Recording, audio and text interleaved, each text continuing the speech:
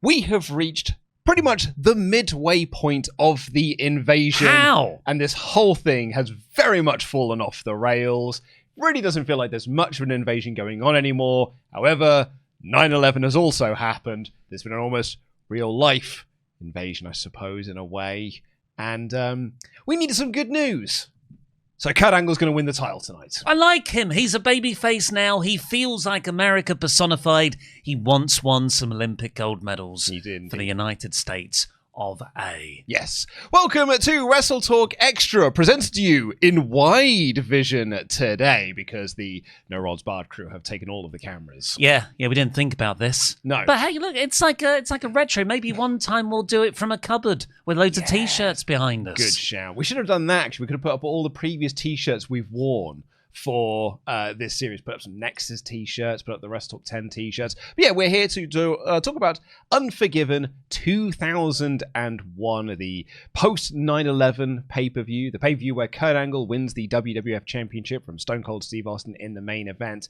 And if you want to hear us talk about the SmackDown after 9/11, the first mass public gathering since 9/11, that is patreon.com/WrestleTalk, where we have reviewed that episode in full. Yeah, it's a very, very weird watch, a very weird show to review as well. I think both of us went in with, let's see how badly they screwed this up.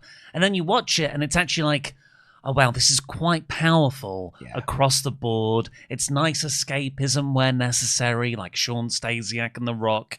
It's quite emotional at points with the talking head bits, but there is the one famous bit where Stephanie McMahon does compare the attacks of 9/11 to when her father was persecuted. Prosecuted. Actually, persecuted is too heavy a word. Persecuted suggests that he didn't do anything wrong. Yes, prosecuted is the legal definition word of what happened to him about the steroid trial in the early 90s. Yes. That is probably the bit I think the episode's most known for. I don't think anyone else can tell you anything else that happens on that show. Well, now I can. JBL said, let's bomb the place that's hiding them into a parking lot. It's Bradshaw's promo as well, I suppose. You're like, what is the main event of that show? Oh, it's Kurt. Is it Kurt beating Rhino? It is, yes. I should know that. We only just watched it. That's kind of to my point. We literally just reviewed that episode, and you were struggling to remember what that is. But I think everyone will remember what Stephanie had to say on that show. It was a very fascinating watch. So go and check out our review of that, patreon.com/WrestleTalk. We are here to talk about Unforgiven 2001, though, which had an episode of Raw and an episode of SmackDown in between it. And on the 17th of September episode of Monday Night Raw, the show opened with a tribute to America and the message that back to business now. That was a nice sort of like non-canonical episode. Back to storylines today. We're just getting on with things. Because the previous Tuesday was the events of 9/11. Yeah, it has been less than a week. You had SmackDown on the Thursday. That was the first public gathering, thanks to the guy who sells mattresses. Yeah, but a furniture. Yeah. Mattress Mac. Furniture Fred. Yeah, whatever his name was. And then here we are the following Monday. And, you know, I don't think every show after 9/11 should be 9/11 escapism themed. So an appropriate time, I would say, to get back to storylines.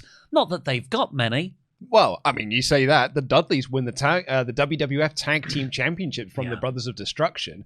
I feel like Undertaker got a message that he wasn't, like, putting anyone over, because he takes the pinfall in this match. Doesn't sell. Doesn't sell for either of the Dudley boys, but he does take the pin. Yeah, Taker is rubbish at this time. He is awful in this year. It's mad, because if you asked Teenage Ollie in 2001, so it would have been 13, what did you think of Undertaker, American Badass, in the year 2001? I'd probably go, he's the best. He's got the Limp Bizkit entrance music. Awesome. Rolling, rolling, rolling, rolling. But actually, I was probably thinking about the short-lived Taker Badass character earlier. Well, I don't know. I think I'm thinking of this one, though, because I'm thinking of him and Kane, Brothers of Destruction, Undertaker, with Roland. And I did think he was awesome. Well, you know what, actually? When he turns heel, that's the year after. That's this year. He turns heel the night after Survivor Series, or like 2 night, like maybe a week after Survivor Series. You think you're better than me? That one with the JR one, yeah, it's the Vince McMahon Kiss My Ass Club. I think it must be a couple of weeks after Survivor Series. Oh, okay. And he goes on the hardcore title reign. I remember that bit. We will see that because that will be our last episode that we do when we review Vengeance. Yeah, this 3-4 month stint of Taker and everything post WrestleMania X7, I guess. He's been the worst thing on the show. Yeah, it's post X7, that's the thing. It's like, I think the feud with Triple H leading into Mania was pretty good. I don't remember that. I don't recognize that as a Mania match. But everything after that, the main event run with Austin is really... That stinks. And then the feud with DDP stinks even more. And now he's feuding with Chronic. And Taker's whole deal now is just he just doesn't sell. Yeah. Him and Kane have just clearly had a conversation where, like, we're just not going to sell for anyone. And so they're on this, like, Legion of Doom, Road Warriors deal of just like, yeah, we're just not going to sell for anyone. We're not going to bump. We're just going to always just stand straight back up and just punch you in the head. And then more often than not, we'll win. Quite an obstacle when you have a large injection of talent from another company that you need to get over.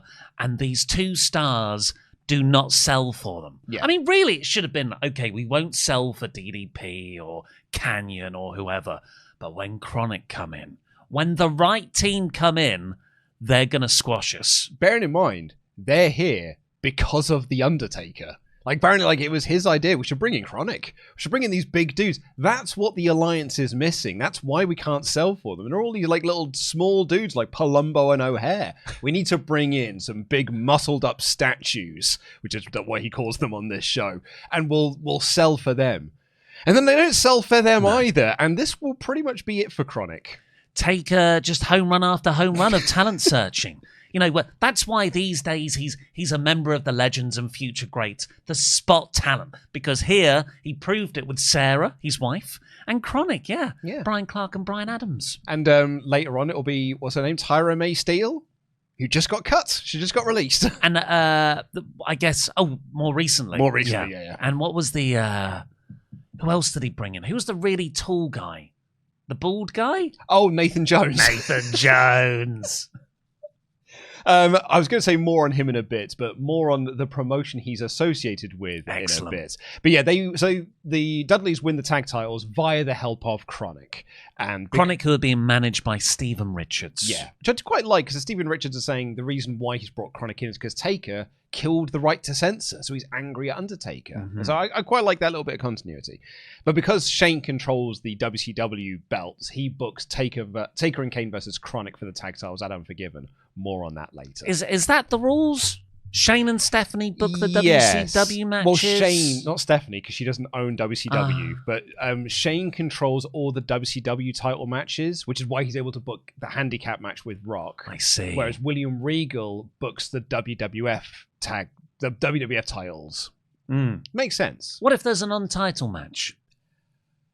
They come to an agreement. Because Tajiri and Rhino on this pay-per-view... It's for a title. I didn't realise that. I did not realise that until the end. You're totally right. Rhino wins the belt. There is one non-title match here, isn't it? It's Perry Raven versus... and Perry Saturn. What a lovely segue. Because that is our first clip of the day. Because on that episode of Raw, Raven and Tori were the ones... Terry? Yeah, one of those ones. Yeah. Has stolen Moppy and have decided they're going to hold her hostage and really torture her. I'll load up the clip for you. Moppy's a her here. You're it. Are you saying it or her? I mean, it is a her. It is Perry's in love with Moppy. Yeah. In fact, he left Terry to be with Moppy. And you would be annoyed, wouldn't you, as someone's partner if... I mean, look, the longer story is Perry has had a concussion. Yes. And this has made him sort of regress in mental age. Kayfabe concussion, because really, he beat up a guy in real life in a match, and this is a punishment for him. Yeah, he got mad at an enhancement talent on an episode of Jacked, I think it was. Jacked or Metal, whichever one of the... It was Jacked or it was Saturday Night Wank Off. was one of those shows. Excess, Attitude, whichever, like the 20 shows they've got on TV at the moment. Hardcore Coming on Thursdays. I think, one of those programs they had. So, and he beat up the enhancement talents a bit too much, and he's now being punished with this gimmick. But Terry and Raven have stolen Moppy. Raven, of course, being the greatest wrestler to ever. The smooth operators you'd think they are.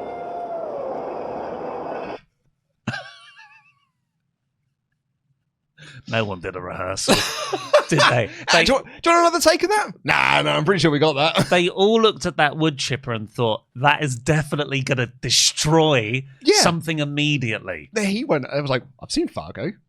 You put something in there, it's going to go straight through. We don't need any. Do you want to rehearse? Nah, it'll be fine. We'll do it on the night. So that's definitive Raven for me. I think that is the best form of Raven. Yeah. It's where he excels best, doing the silly voices. It's Braid's Raven wearing a kilt. Yeah. That's your Raven. Yeah, is that not everyone's Raven? I thought that's why you like him so much. It's the kilt. He showed up at Unforgiven. I was like, this lad's wearing a kilt. He's my favourite wrestler. Or what does JR describe him as? Unorthodox attire, which is JR's way of saying gay. It's also his way of saying rubbish. I don't like it. He's getting a phone call on Monday from head of talent relations, which is me.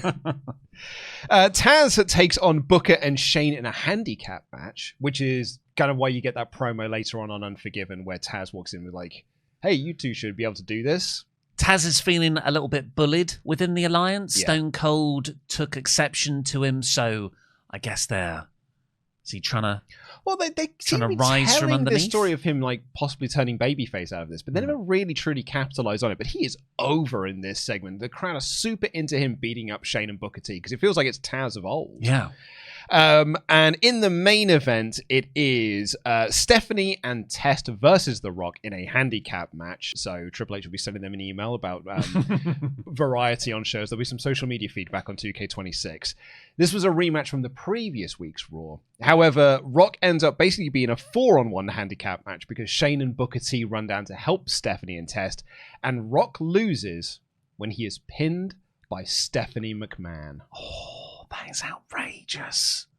But I guess, look, one of the big problems with Unforgiven, excellent main event, but the WCW World Heavyweight title that The Rock holds is an absolute joke. It's and the idea that... So Rock beat Booker T at SummerSlam. Correct. But it was effectively a handicap match there. Shane was getting involved all the time. And like, well, how can we do the rematch but make it credible? Because Booker T has been undermined so much in this build by The Rock. Who in the blue hell are you? He was dead from Rock's arrival. So they're like, well, let's make it a handicap match. Then people might believe The Rock could lose the belt. It has the total opposite effect. I think it makes them look less credible, and then Rock beats them anyway. So I suppose with all of that, Stephanie beating The Rock in that handicap match was a way to make the viewer go, ooh, he could lose Unforgiven. But what if? Because he's just lost a handicap match here. He won the handicap match the week previous. But he did lose it here. But this is the go-home show. Yeah, exactly, you see. And the main events of that show was Austin and Rob Van Dam versus Jericho and Angle. Angle pins Austin in the main event. Well, we've got to watch that, the pay-per-view, because Angle could also pin Austin in singles competition and win the belt. And on the SmackDown go-home show for this, Austin is berating Tori in the ring. Tori Wilson, that is. And Tajiri runs out to make the save, but he's very ineffective, and Austin beats him down. Angle then runs down to make the save. They brawl, and Austin pile drives Angle on the exposed concrete, which is going to be sort of like the big angle for this, is that he's got a bad neck. Yeah, the angle. Yeah, the angle. And Tori is in a relationship with Tajiri. But still with the Alliance, and Tajiri is with the WWF. It's confusing. The Alliance are very unsure about what Austin just did. Like, can you believe what he just did? What, that's the line? Yeah, that's the line they find. What he did to Angle there, well, that was unforgivable. Unforgivenable. Do they actually say unforgivable? No, but they are just sort of there, like, really sad in their locker room while Austin's there being like, I had to do that to Kurt Angle. I'm Stone Cold Steve Austin. Doing all that sort of stuff. You're pathetic.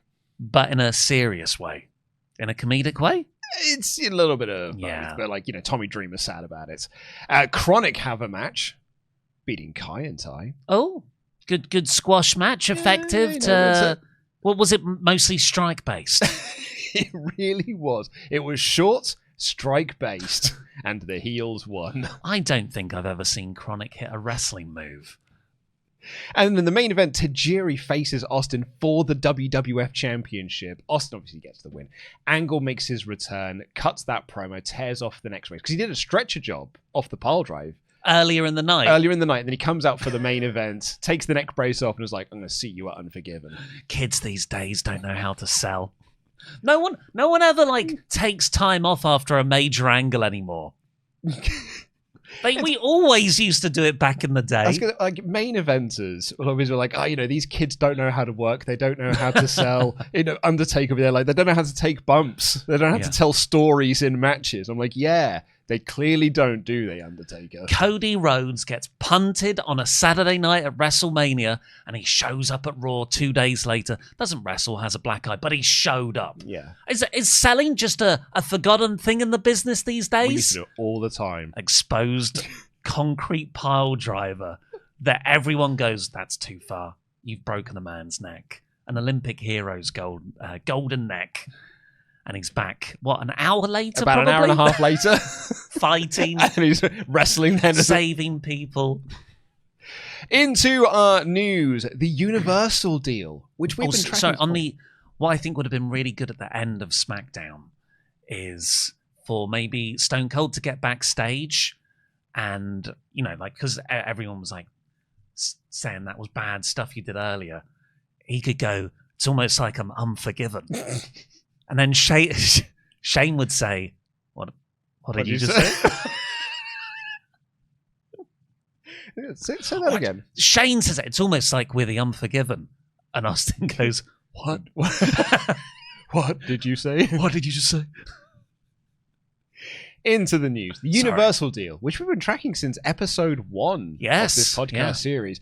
The Universal deal for a new promotion has been signed, and funding is said to be in place for the first set of tapings in November. Well, this was Hogan was attached to this at one point. Yeah, it was going to be like a Hulk Hogan tribute, not tribute show, because that makes it sound like he was dead at this point in time, but like a celebration show. They're going to bring a lot of his friends and stuff, and they're going to have a celebration episode of television for Hogan. A payday. We only have sketchy details at press time. Hogan is not involved.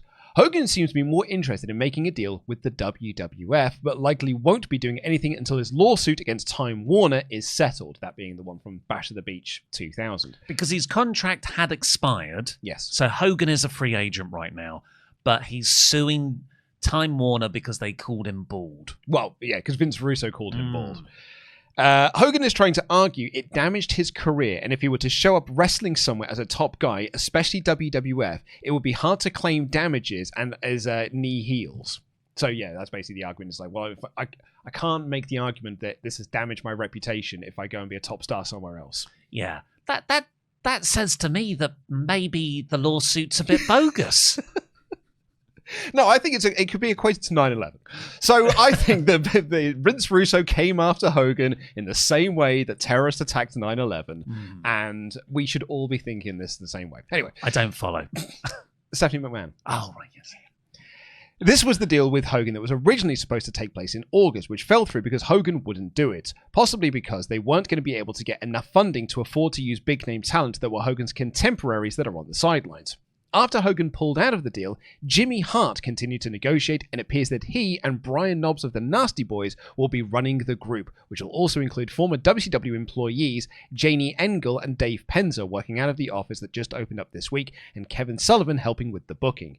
Wrestlers just started to be contacted on the 24th and 25th of September to do a 2-hour pilot taping, 8 one-hour shows for syndication on the 13th and 14th of November at Universal Studio 2 in Orlando, with the idea they'll use younger talent plus former WWF, WCW veterans like the talent booked on the Wrestle Express tour who have long-standing relationships with Hart.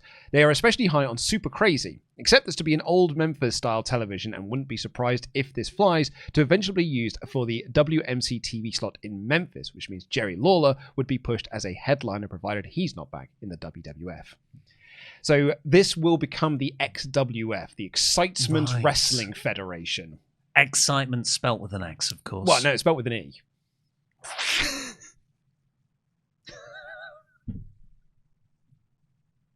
Excellent. Yeah. That I spelt that with an X. Yeah, they'll do tapings in October. Hogan will wrestle on there. The promotion will be built around Hulk Hogan. But what about the lawsuit? But really, it is just, he is negotiating to return to the WWF. He wrestles one match against Kurt Hennig, where afterwards he just cuts this blown up promo talking about how he needs to get in shape. Shouldn't have had that sushi, brother. Shouldn't have had that sushi, brother. The big thing, they're building like a couple of monster heel characters like Hale, and there's this one guy which we've talked about on this show previously. He's under Jimmy Hart's contract. He's like just this big monster dude. And there's another like Ian Harrison, I think, is this British guy who's also a big roided up dude, that they're building them up so that Hogan can beat them. They do the 2 tapings and it pretty much goes nowhere. But he, like, Hart and Knobbs will edit them together into TV, and they will try and sell this thing for the next couple of years to try and get it onto TV. But they got 8 episodes out of the 2 days of taping. Yeah, they're economical. They did film like 8, I think like 6 to 8 episodes, certainly. The latest on Main Event Championship Wrestling. Apparently, the MECW mess has unraveled. According to a story from Bob Ryder, the mysterious Canadian financial backer of John Collins is Gary W. Stroud, 55, of Alder Grove, BC, who had a restraining order and asset freeze put on him in June for an alleged investment swindling operation. The SEC's complaint charged Stroud with a scheme of fleecing over 2,200 investors worldwide for approximately $1 million through operation of fictitious business, claiming of all the business were pure shams. The complaint stated Stroud targeted people known to have been defrauded in other investment schemes. Oh my God, so he's got a suckers list. Was that list of suckers? They fell for it previously. They'll fall for it again, and they did. MECW appears at this point to be history, leaving behind a trail of bounce checks and young wrestlers hoping for a job, and veteran wrestlers thinking they were the ones conning the money mark out of money, but instead never got the money they were promised and were the ones conned, even with all the handwriting on the wall ahead of time in almost all cases. Technically, the MECW show, scheduled for the 22nd of September in Philadelphia, was set to be postponed due to the world situation until the 20th of October, but few feel it will ever take place. The planned shows for this coming weekend have all been cancelled. So, was that really part of the con, though? So the money guy was defrauding people elsewhere. Yes, to get up to $1 million. And then was he going to use that million to fund the wrestling promotion? Correct. He was then giving that to John Collins, who was then using that to book the wrestling promotion, but the money never came to be. So they were conning the wrestlers who thought they were conning the money mark into getting big paydays out of him. Well, in fairness, it sounds like the wrestlers were wrestling for a legitimate wrestling organization that was getting bad money. Mm-hmm. Do you know what I mean? The suckers. Yes. The suckers were conned. Mm-hmm. They were conned. For the purpose of getting the money to start a wrestling promotion. Correct. But the government seized the money there. Yeah. So they couldn't pay them. They couldn't pay them. By which point some conning might have happened. But is that a full con? Or was that, we'll pay you soon? They weren't conning the wrestlers. They weren't purposefully conning wrestlers. They were saying, almost in a Paul Heyman way, the money's coming. Exactly. The money's on its way. While the wrestlers were there being like, oh man, we're getting such a big payday out of these marks. Yeah, sure, I'll wrestle your show in the ECW arena because I'm getting a huge pay. Oh, thanks for the limo. Can't wait to get my massive paycheck off of you. But they were money marks. They were just... Oh, no, they weren't money marks. Actually, the suckers were the money marks. Yeah. They were just unwitting money marks. To another money mark, because he was offering the Sandman and Kurt Hennig these big... And Buff Bagwell, these big money deals so he can put on a wrestling show. But then the fans got in for free. Oh, yeah, no money was made. Shows. Yeah, on the one show they did get in for free. So who came out worse out of all of those parties from farm to plate in this scenario? The wrestlers, because they were taking bumps for nothing. I think the suckers. I suppose they did lose money. They lost actual money. Yeah, that's twice. Hey, we've got another one, though. The latest version of this is a press conference held over the weekend in Chicago announcing the formation of the Super Feds, but with no announcement other than the signing of Francine of ECW fame, who's in charge of booking women. The Super Feds. Super Fed. That's the new organization. Super Fed. Super Fed. Yeah. I actually quite like it as a name. But do I like it because it's tongue in cheek? Super Fed. I was gonna say, I just think of Super Ted. I think of the cream Sudafed. Yeah, that's also true. They claimed they'd be hiring 75 people to run the first show on the 1st of December at the Odeum in Villa Park, Illinois, the site of one of ECW's best ever pay-per-view events. Several former ECW wrestlers, including New Jack, Chris Chetty, Danny Doring, and Chili Willy were there, mainly to get answers, but none were being given. New Jack wound up causing a scene because no one would give straight answers to any questions. It was said that talent would be... Bear in mind, this is the first media announcement they've done of this. And New Jack is already arguing with people that there aren't any answers to when he's going to get paid. It was said that talent would be announced and a TV deal would be announced on the 1st of November. When somebody asked rumors of Sabu, Bill Goldberg, and Ken Shamrock all signing, they said that all three have been talked with, and one of the three have been signed, but wouldn't say which one. As we've seen before... I bet I can figure out who. As we've seen before, if things on the service look like they don't add up, there's usually a reason. Yeah. What a time of just... I love it. Every couple of weeks, someone's announcing a new promotion, and don't worry, TV and Bill Goldberg is coming soon. And Ken Shamrock and Sabu. We've got them all. We've had conversations with Bret Hart, had conversations with him. And what do you usually get? FBI. Not the FBI from ECW. Probably for some of them. Yeah, Tony Mamaluke's on the phone. Have you got any work for us? Reports are that Vince Russo is wanting to do toplessness or even total nudity as much as he can get away with on the Australia pay-per-view next month in a clothes-ripping match involving two women. Well, this is the spiritual origins of TNA. It is. It's quite fitting. The WWA. Yeah. Bad news for indie promoters hoping to cash in on ECW and WCW residue. Bearing in mind, these companies closed down, it's March? So March, they ECW closed in February, WCW closed in March. We're now in September. Mm-hmm. Not that big of a gap. So that's 5 months? Greg Price ran a show in Tarboro, North Carolina with a good amount of promotion using Mikey Whipwreck, C.W. Anderson, The Dubs, Christian York, Joey Matthews, Balls Mahoney, Kid Cash, and was headlined by Juventud Guerrera versus Psychosis. Okay. And it drew 125 to 150 fans. Oh. I mean, that main event is a hardcore wrestling fan match that people will go see.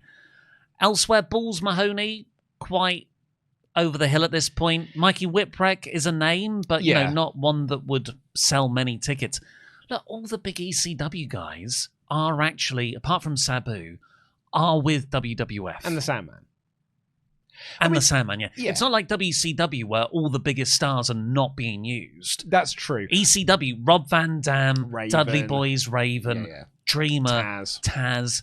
They're all in the alliance right now. But there's a lot of guys who are there for like the final stretch of ECW. Like we talked about when people talk about WWF versus WCW, what they're really talking about is WWF versus 1997-1998 WCW. They don't want to see it versus 2000-2001 WCW because that's when all of the big stars were more or less gone or checked out. So they wanted like prime WCW. What we're getting is prime ECW during the alliance, during the invasion, but it's not the end of ECW because that is C.W. Anderson, that is Christian York and Joey Matthews, but there's guys like Steve Corino are out there looking for work. He was like, one of the last champion they had before Rhino beat him. Jerry Lynn's on the WWF contract at this point. Who else would have been? Easy Money would have been on the final ECW shows. There are guys out there. It's just that they are not seen as prime ECW. What we've got is prime ECW in the invasion. The New York Times did an interview with Linda McMahon for a story on how the WWF is handling the wartime situation, likely comparing it with its exploitation of the situation during the Gulf War. McMahon said... Yeah, good point. Yeah, because obviously that was very bad taste with the Sergeant Slaughter turning heel, becoming an Iraqi sympathizer. McMahon said they were going to change the name of Raw is War to just Raw, and they're going to rename the December pay-per-view, which was formerly known as Armageddon. She also said the situation did play a part in Angle getting the WWF title on the pay-per-view. WWF expects Eddie Guerrero to soon be released from rehab. Good. I was at one point in my notes of this show, I was like, man, the mid card weirdly feels quite empty. And I was thinking, well, who's missing? Obviously, Benoit's out at the moment. Triple H, I know, is a main event, but he's also out, lacking some star power. I was like, who else is that? Eddie Guerrero. Yeah, he's been in rehab pretty much since the start of our journey here, but he'll be out soon. So maybe he'll be on pay-per-view. I'm just going to do a little office look to camera. Oh. Did that not happen? We'll find out. Ross had a lengthy media conference on the 20th of September. There was no real purpose, but it ended up largely being a discussion of WCW. Because there's no definite plan other than at this point to do separate groups next year, Ross had to be vague. That's still the plan? Still the idea is they want to do a WCW crew and a WWF crew. We'll see how that goes. He said the 13th of September SmackDown was largely put together the day before when the decision was made that morning to do the show. Seemed to praise Test, Booker T, RVD, and Canyon on the WCW side of making strides. Others were praising Hurricane, and Ross said it had a ways to go. Well, say those names again. He praised Test, Booker T, RVD, and Canyon on the WCW sides. Test? Yeah, he's part of the alliance. He's a WWF guy through and through. No, he's not. He's helping Shane. Yeah, you're right. Not for the last month. You're right. But RVD, yes, he has gotten over. Canyon, he got over through embracing the goofiness that WWE wanted to present him as. And Booker T was the other one who was always sort of treated as... They wanted him to be a star. Well, yeah. Okay, I'll caveat though. They wanted him to be a star. They didn't treat him as one. Yes. Buried him as much as they could do, but they did want him to be a star. Yeah. It's his fault then that he didn't become a star immediately because they gave him so much TV time where they were burying him at every opportunity. Noted that Jazz had signed a deal and would be going to OVW to work with Charmel, Paisley, and Victoria. Charmel is Paisley, of course. Really praised Victoria for moving from California to Memphis and then to Louisville for very little money, and Ross talked that all three of them could be on WWF TV by the end of the year. Sullivan's signing, I think, was largely a favour to Booker T. Wasn't committal on Mysterio Jr. or Juventud Guerrera, only saying there was no spot now for Guerrera and praised Mysterio's work, but said that it's very tempted as far as hinting he'll be signed when available next year. Well, he's a piece of shit, He's isn't a he? piece Rey of Mysterio, shit, so... That's right. But better, a locker room better off without him. That's why they didn't sign him early this year. He's a piece of garbage. WWF had a meeting scheduled in early November with The Wall, brother. The Wall, brother? He was in the original group of signees, but was let go upon discovering a drug problem that had surfaced while he was in WCW. You know the deal. WWF saw a huge guy with a low salary, but also ended up being the first one fired by the WWF. He's already in his early 30s, and that works against him. Oh, ancient. I bet he looked 50. I was going to say, yeah. Everyone here looks so old. And you're like, man, Cody looks younger than these guys now. Turns out Cody's 15 years older than all the people here. The Rock is 28 on this show. I doubt they'll add new people to Developmental, and he's not ready for the big show unless they first drop some people from Developmental, because I'm sure that program is on a tight budget that would have an unofficial frozen cap at this point. The frequent references to Ric Flair on the Unforgiven show and Raw and SmackDown may lead to something. Oh. There has been more consideration as of late to buying Flair's contract out from Time Warner, and Flair's representatives have been contacted about Flair's feelings on the matter. The current economy affects every decision, and Flair would have an $800,000 guarantee, which is very high, particularly for someone whose value isn't going to be going on the road and working house shows, or, for that matter, wrestling on television with any frequency. Perhaps the realization has hit that they failed to make any new stars out of the group they picked up, and most are in worse shape as far as being over than they were a year ago, with the exception of Booker and Rob Van Dam. It was really going to be, if they are really going to be doing a WCW TV show, they need some names associated with WCW, and in the current wrestling and economic climate, even if they had all of them, that's no guarantee of success. The problem with both Sting and Goldberg is they both have their money, and in Goldberg's case, it's guaranteed for a few more years, whether he works or not. Both don't want to work in WWF right now and may never want to, and that's a hard position to negotiate with. Well, Sting was in talks, wasn't he, over the summer? He saw how they booked DDP, and he was like, nope. Yeah, I'm fine. According to Sting, that's Sting's version of events there. He talked with Vince, but then he saw, Rock and Booker T. Booker T was down there beating up a load of guys. And then The Rock came down. He was beating up a load of guys. And then they came face to face. And Rock said to him, "Who the blue hell are you?" And we all remember this. All remember it. Exactly as Sting described it. So WWF for the last 2 months, which is the month after. So from the month after Invasion, they realised none of the WCW guys really are getting over. Booker T is there, but RVD's more over than him. Yeah. So, we talk with Sting. Now we're talking with Ric Flair. They are. If we're going to do it at the WCW show, we can't build it around Sean Stasiak. You got to imagine there have been a few phone calls with Hogan. Mm-hmm. Yeah. Hogan's like, "Hey, I can't be a top star right now. I need to beat Vince Russo. I've got this really important lawsuit that I've definitely got so much on." Yeah. It's backing me every single way. But I think Vince always had a soft spot for Ric Flair. Yes. The way he treated him in the early 90s. He was never one of those guys that Vince sort of went after in terms of making fun of him during the Attitude Era. Yeah. And heavens knows there's a lot to make fun of the guy about. And Triple H revered him as well. Yeah. So you've got Vince and Triple H around this time. So some people might point to like the real world champion thing, and they brought him in, and they never really did the Flair versus Hogan program that they should have done. But at that point, really, that was just burying WCW as opposed to burying Flair. Yeah. Apparently, Sarah Undertaker, now with brown hair, is training in ring. Her name is Sarah Undertaker. It's just what Dave calls her in The Observer. Is that a gimmick? Sarah Undertaker. Mrs. Undertaker.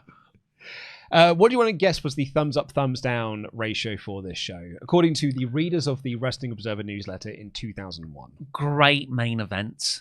I think overall better than the SummerSlam match they had, because the SummerSlam finish was garbage. If you had this finish with the SummerSlam match, just 5 stars, easy. But I think this overall better result, really good in-ring match. So it's ended really strong. The rest of the card was a bit weak. Nothing terrible apart from the Chronic match. Nothing terrible, just a bit mid. I like the RVD Jericho match. I really liked that match. But everything else, it's a weird point in our series where things are starting to feel more like TV as opposed to like King of the Ring felt like everything was full-on pay-per-view matches. Yeah, I think Rhino and Tajiri having a 4-minute match, Raven and Perry Saturn going down there and sort of doing that 8-minute match that they did. Didn't feel like it belonged on pay-per-view. No, but I do think that main event would have left people on a high. So I'm going to say thumbs up, which always weirdly skews high anyway at this time in The Observer. 82% thumbs up. Close, 89.2%. Thumbs down at 7.1%. In the middle, 3.8%. Best match went to? The main event. Absolutely. And worst match went to? Our friends Chronic. Absolutely it was. I would give this a mid. You'd be your thumbs in the middle? Thumbs in the middle if I had to, yeah. What about you? I think I'm thumbs in the middle, slightly pointing up. Yeah. I preferred this show to SummerSlam. I think I preferred SummerSlam. Yeah? The Hardy, I know it had the off finish, but I love that Angle Austin match. I mean, that is great. Yeah. It's just, but the Booker T Rock match wasn't particularly good I prefer it to this one, though. That's a good question. Do I prefer that match? At least it's a straight singles match. That is true. Yeah, it's not Rock winning a 4-on-1 handicap match. That's true. I think Rock wins it. Yeah. He just retains here. I came out, I don't know, I came out of it feeling quite positive. I loved the ladder match on this, though. Yeah. And I quite enjoyed that Rhino Tajiri match for what it was. The ladder match? Sorry, the ladder match, because it's got a ladder in it. The match with a ladder. Very different. I think that they saw the finish of the Rob Van Dam versus Jeff and went, you can use ladders, but let's not make it a ladder match. You can't jump that high, Rob. The World Wrestling Federation's... Well, no one gets higher than Rob Van Dam. Heyman tells me after he wins every match. The World Wrestling Federation's Unforgiven show in Pittsburgh was highlighted by Kurt Angle in his hometown with a family celebration and wrestler party in the ring, capturing the WWF title from Steve Austin. The show, largely well received because of most of the matches were good, was different from the usual WWF pay-per-view product. The crowd was flat for most of the show, making a lot of good matches come across worse than they really were. Yeah, they really did, didn't they? Yeah, I was going to say, the crowd were muted for, I'd say, even Edge and Christian, which has been a big angle they've been building for months. The crowd were not into at all. I don't think, even to this day, I want to see Edge and Christian wrestle each other. I get that. Even for the main event, which was awesome most of the way through, the crowd enthusiasm waned as the match went on. I would agree with that. When it becomes Austin just working over Angle's neck, you can feel this, because it's so intense to start off with. When it does devolve into a wrestling match for a bit, the crowd do lose interest until Angle starts making his comeback. I thought that was... My personal reading of that was just the crowd were being worked over. They weren't disinterested. It was just the natural curve in the match where they come back for Kurt's comeback. Partially because of it, even with the perfect hometown clean submission win, it didn't come across as good as their SummerSlam match. It was a straight wrestling show with clean finishes up and down, including by heels. There was an almost complete lack of... Steph got involved. I guess it was for the hardcore title. Yeah. I guess so. There was an almost complete lack of angles or non-wrestling antics on the show. The build for Angle was done by the book, starting with the claims that a SmackDown injury caused him to not get medical clearance, but Commissioner William Regal announced he was sanctioning the match anyway due to the unique circumstances. During the show, they showed Angle's family several times at ringside, which pretty much telegraphed the finish, including an interview with his mother and older brother. It was weird because it was painted like Angle's second big dream after winning the gold medal. This would have made more sense had Angle never had the WWF title before. It was his first title win as a babyface and ended Austin's tenure since WrestleMania. Believe it or not, this was the longest WWF title reign in nearly 5 years. What? Dating back to the 1996 reign where Shawn Michaels won it from Bret Hart at WrestleMania and held it until Sid beat him at Survivor Series. What, so Austin's had this since X7? Yeah. And it's the longest title reign in 5 years. And that's 5 months? Yeah. 5.5 months? It was a different time, everyone. Yeah. No, but in my youth, they always had long title reigns. Everyone sold everything, and there was always long title reigns. The title switch was seemingly a way to give people a feel-good ending to the show after all of the events of the past 2 weeks, where there hasn't been a lot of feel-good about. The decision would be controversial because there's more money in Austin as champion, with faces Rock and Triple H on the immediate horizon, as well as Angle and Van Dam. Yeah. There really isn't much for Angle as champion, except Austin, that could be a pay-per-view caliber match, so it's a short-term switch most likely, and the title is stronger without them. The booking idea, if you don't acknowledge the real world and cater to the hometown audience, Austin should retain the title. If you do, you figure this is just a week to provide a happy ending to give people, even though a long-term booking standpoint, it doesn't seem to be the right ending. There was no fear of putting the heels over like Christian and Rhino that would have been under normal circumstances underneath, since fan favorites, including RVD, were winning in 3 of the most important matches. Yeah, I think I agree with the Austin retention. Triple H is going to come back as a babyface. Yeah. The Rock's right there. I mean, we said from the start that SummerSlam should have been The Rock versus Stone Cold Steve Austin. They actually think, though, Meltzer writes, they think that Triple H might be back in time for Survivor Series. But obviously, they'll hold that off until January of next year. But yeah, like you got Rock's right there, Triple H is right there, RVD is right there once this Angle program is finished. But yeah, Angle wins. And to the point, who's the other heel he's going to face? Well, it's... Just do a role change promo. But he is right. Sometimes you should just go with what's happened in real life or a chance circumstance. Just go with the moment. And, there was a really real argument at WrestleMania 39 in the build. Just put the belt on Sammy. Yeah, I see. Elimination Chambers in Toronto. Yeah. I think you could have done it. Just a 2-week thing. But then, long term, it worked out for the best. But you could have done it, really. And here, I think, considering 9/11 was a week and a half ago, it makes sense. Yeah, I agree. There were no serious injuries that came out of the show, but there was a strange abundance of eyes being busted open, with Perry Saturn, Edge, Chris Jericho, and Steve Austin, and a bloody mouth from Christian, who apparently took stitches in his upper lip. Saturn and Edge missed the show the next night due to injuries, while Austin was kept off Raw due to a strange angle. We'll talk about that in the next episode. I noticed that as well. Everyone's getting busted open, usually just with accidental punches to the head. Yeah. But I thought Austin's was a blade job. Apparently it was, yeah. I'm not sure. But I imagine out of all of them, only RVD would have been blamed. Maybe RVD would have been blamed for all of them. Yeah. Blame for Edge's one, blame for Perry Saturn's one. The down point of the show was Undertaker and Kane versus Chronic. Yeah. Which might have been the worst WWF pay-per-view match between male wrestlers all year and resulted in the end of Chronic's brief stay with the WWF. I think the SummerSlam cage match was worse. The one where they just beat up DDP forever. Arguably that is worse. Yeah, maybe you're right. Maybe that is worse than this. This is bad. Like, it is a bad match. It's a terrible match. Taker can tell it's a bad match as well. He is walking around the ring, hand on hips, just with a expression on his face. The word we got is that they claim they quit, and one company source said they were dumped, but details weren't confirmed other than they were gone after just 3 weeks and been called to try and get rebooked on the October Russo tour of Australia. The story going round is that Jim Ross talked to them before the show on Monday and told them they were going to send them to the Heartland Wrestling Association, which is one of their developmental camps, and they instead quit. If that story is correct, for wrestlers of their level of experience, the idea of them being sent down was a nice way of hoping they would quit.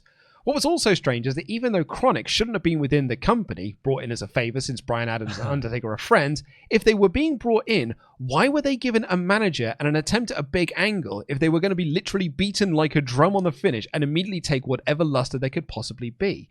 Considering the finish, not the pinfall but blow-off nature, they already made their decision before the match. It was the right decision, but why sign them? Certainly, whatever questions there were going to be regarding Chronic could have been brought up and ended in an exclamation point in the negative after this match. I'm not against the ideas of guys being brought in for 1 week, if that's the plan, with the idea of freshening up the outside match, but clearly with the angle where Shane asked them to join WCW just 1 week earlier, the alignment with Steven Richards, that wasn't the plan. As bad as the match was, realistically, based on the quality of Undertaker and Kane matches as of late, and of Chronic matches in WCW, who really could have expected anything but a stinker going in? Yeah. It is... does it just show how powerful Taker was backstage? I think so, yeah, absolutely. I mean, we've just spent 3 months of him trying to get his wife over and burying DDP. Yeah. Rubbed a few people up the wrong way backstage, but one of them seemed to have been Taker, so he just made it his mission to bury him month after month. Yeah, his wife pins him on TV, and then that is it. And then she leaves TV. And now Taker's like, I like Bryan Adams or Brian Clark. I can't remember which. And during the match, my notes might be a little bit messy in terms of which one is which. One of the Bryans. Yeah, but bad luck for Taker. Yeah.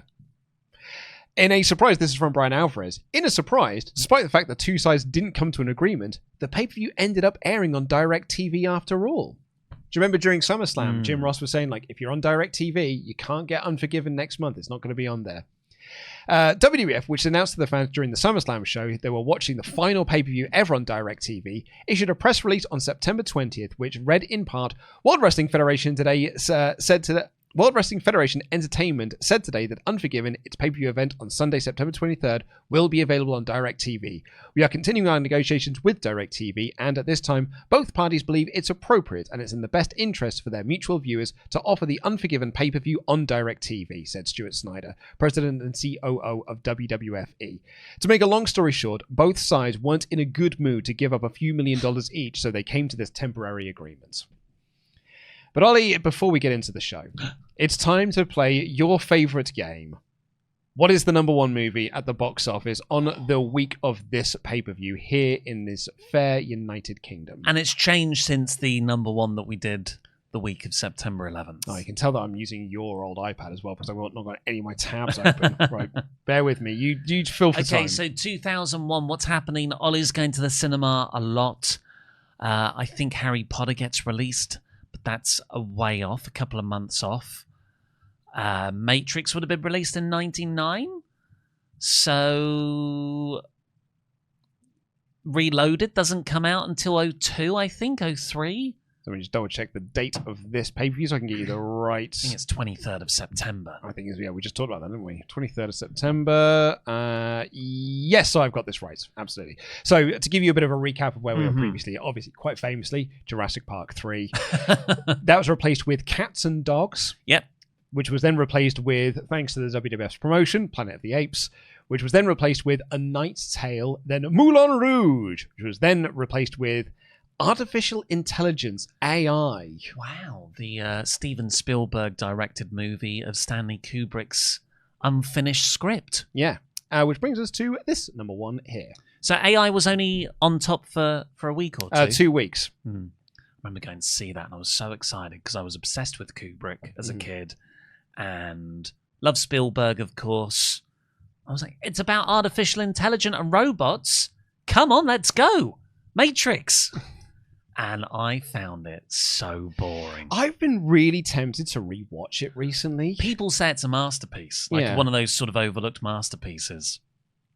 Right. So do you want to have any guesses? I'm just gonna throw a dart. Wedding Crashers. It is not Wedding Crashers. Look, I'm going to bury the lead here. I jumped the gun. It is AI in this week. I thought it was the next one. Moulin Rouge will be our next one. It returns to the top of the box office after a couple of weeks. Okay. I was looking at the 21st of October, not the 21st of... Yeah, so that's my fault. But yeah, it's AI is the answer.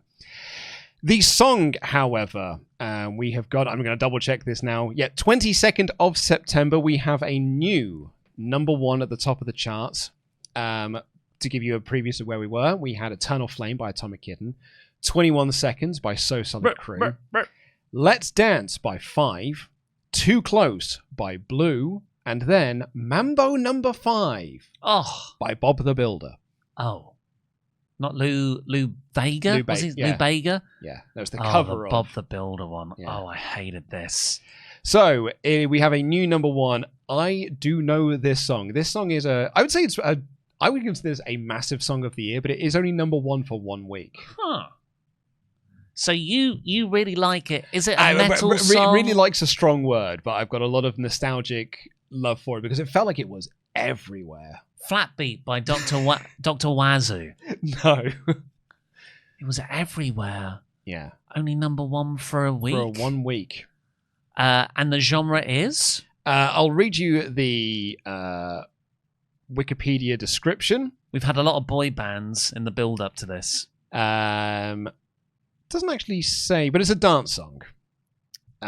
So it was released in July 2000 as the lead single for the debut solo album.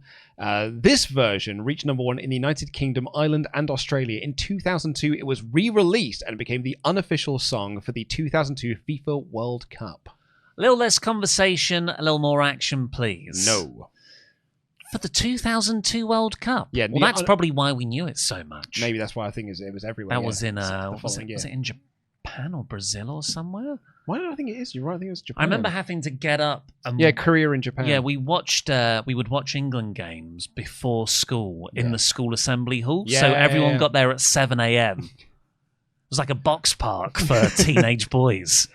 The description of the artist is an Austrian music producer and singer, successfully mainly in German-speaking countries with his Schlanger music.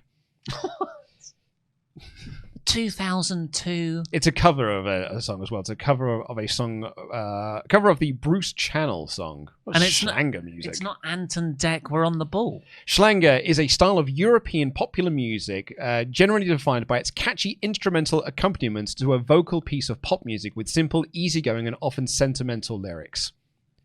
This does not help. I'll tell you why. Actually, Schlanger. Sorry, I've got a much bigger clue to give you. One of the other reasons why I think it's everywhere is because it's still sung at wrestling shows. Is it the White Stripes? No. Still sung at wrestling. Hey baby, hey baby, who? I wanna know if you'll be my girl. Hey. Yeah, that was a cover. Yeah. So it's Hey Baby by DJ. Oh, I can't remember his name. Ötzi. I was so close with Wazoo. I know. Yes. Yeah, DJ Ötzi's Hey Baby, which we as British fans redid to Hey Bailey at NXT TakeOver London in 2015, and that has stuck with her if she comes over to these shores anyway. The Americans have tried to capture it, but never quite get it the same. They can't do things that require complex singing. It's just... USA. They can do claps. You can do claps real well, guys. There was a dance to it. Do you remember the dance? No. I think it gets a bit raunchy at points. So it's like hands out like this. Hey, hey, baby. So you're doing like a wave with your arms. Hoo, ha. As like a humping motion. Yeah, so you put your fists out in front of you and then you thrust forward, pelvic thrust. Yeah. Hoo, ha. I want to know. Roll their arms. Easy classic dance move. If you be my girl. Oh, a little bit of you're just doing a spanking motion. Whoa, no way. Yeah. What it feels like moves that are unconnected to each other. It's not like a Macarena. No, whereas like one definitely leads into the other. Well, now I'm saying this, I don't know if this was a worldwide dance. Is it on the music video? Or just a Dartford dance? Check, see what's on the music video. For those Dartford girls. Dartford girls. Dartford girls. Me, Ray Winston, up in the red room. Oh, you Dartford girls. Oh, my Dartford girls. DJ C. And the song is Hey Bailey. Hey Baby. I'm logged into NRB's channel as well, which means I'm going to ruin their algorithm. No, shut up, adverts. Skip the Dulux ad. Of course, going to skip this Sensodyne ad as well. Okay, right, so here's the music video. Oh, it looks classy. Yeah, I remember this guy. He looked like every early noughties.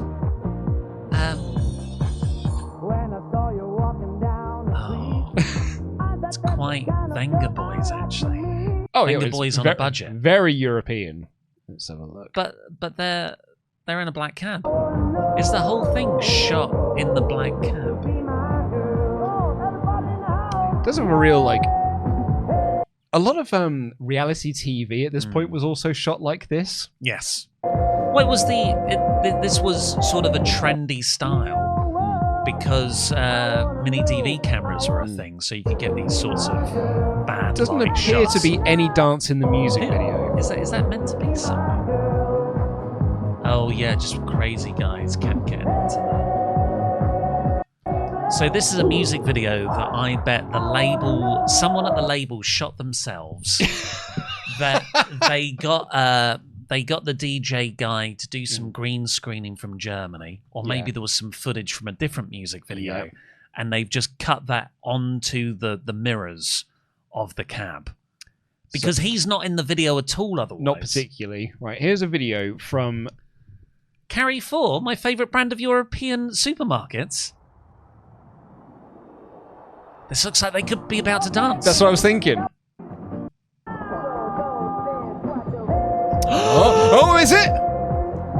No, that's wrong. Oh. Okay, a little bit like that. Yeah. No spanking the woman. Feels like it's a bit Dartford then. Feels like maybe this is just exclusively to Dartford. Yeah, it could just be Dartford. Let us know in the comments down below. Unless you're from Dartford, in which case that's just confirmation bias. Yeah. Come on, Dartford represent. I'll also accept Swanley, Chislehurst, Maidstone, that whole area. We could ask Dan, because he was from Maidstone. Which Dan? Leighton. Yeah, but he wasn't going to those sorts of places. Oh, I bet you he was. No, he wasn't. He wasn't going to Amadeus in Rochester. Amadeus. Oh, my Deus, as my sister called it. Oh, my Deus. Because the people who went there were an absolute state. I once wore a cummerbund there. Sorry, you want to?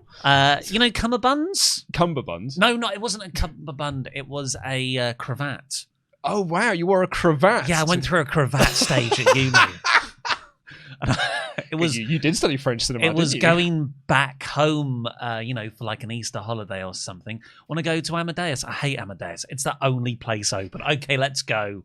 I'll wear my cravat. Oh, my cravat. Yeah. What did you wear your cravat with? It was a red shiny cravat, and it was a sort of white shirt that went with the cravat, and I tucked it into my probably jeans. So like Fred from Scooby-Doo. No, he was a lot more casual looking. I was a lot more sort of 19th century dandy. Yeah. Nice. Yeah. I was into romantic poetry and Lord Byron and everything. Were any of your French director mates dressed like that? Is that No. They wouldn't dare touch a cravat. Because you remember how you also wore a beret for a bit, yeah. and turns out none of them were wearing berets? Yeah. Yeah, because I bet that's quite lame to do when you're the coolest person in France in 1960. Do you want to get into this show? Let's do it. So we open with Jennifer Holliday singing America the Beautiful, which, if I'm right in thinking, Vince prefers this song, right? Yeah, because there's America the Beautiful. That's this one, right? Oh, Canada's our friend. And then you have... Oh, say, can you see? You're on a mousetrap. Shout out to my Five All Goes West fans. I love Five All Goes West. Me too. I don't remember that bit.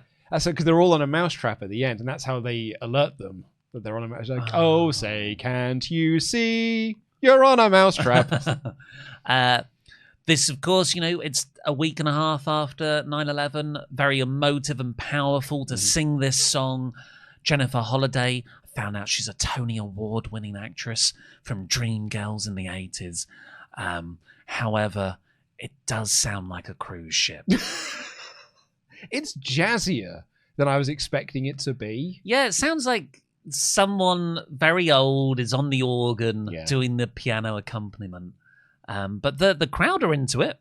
Oh, yeah, it's a lot America. of USA signs. Yep. One big sign says, USA kicks terrorists' ass.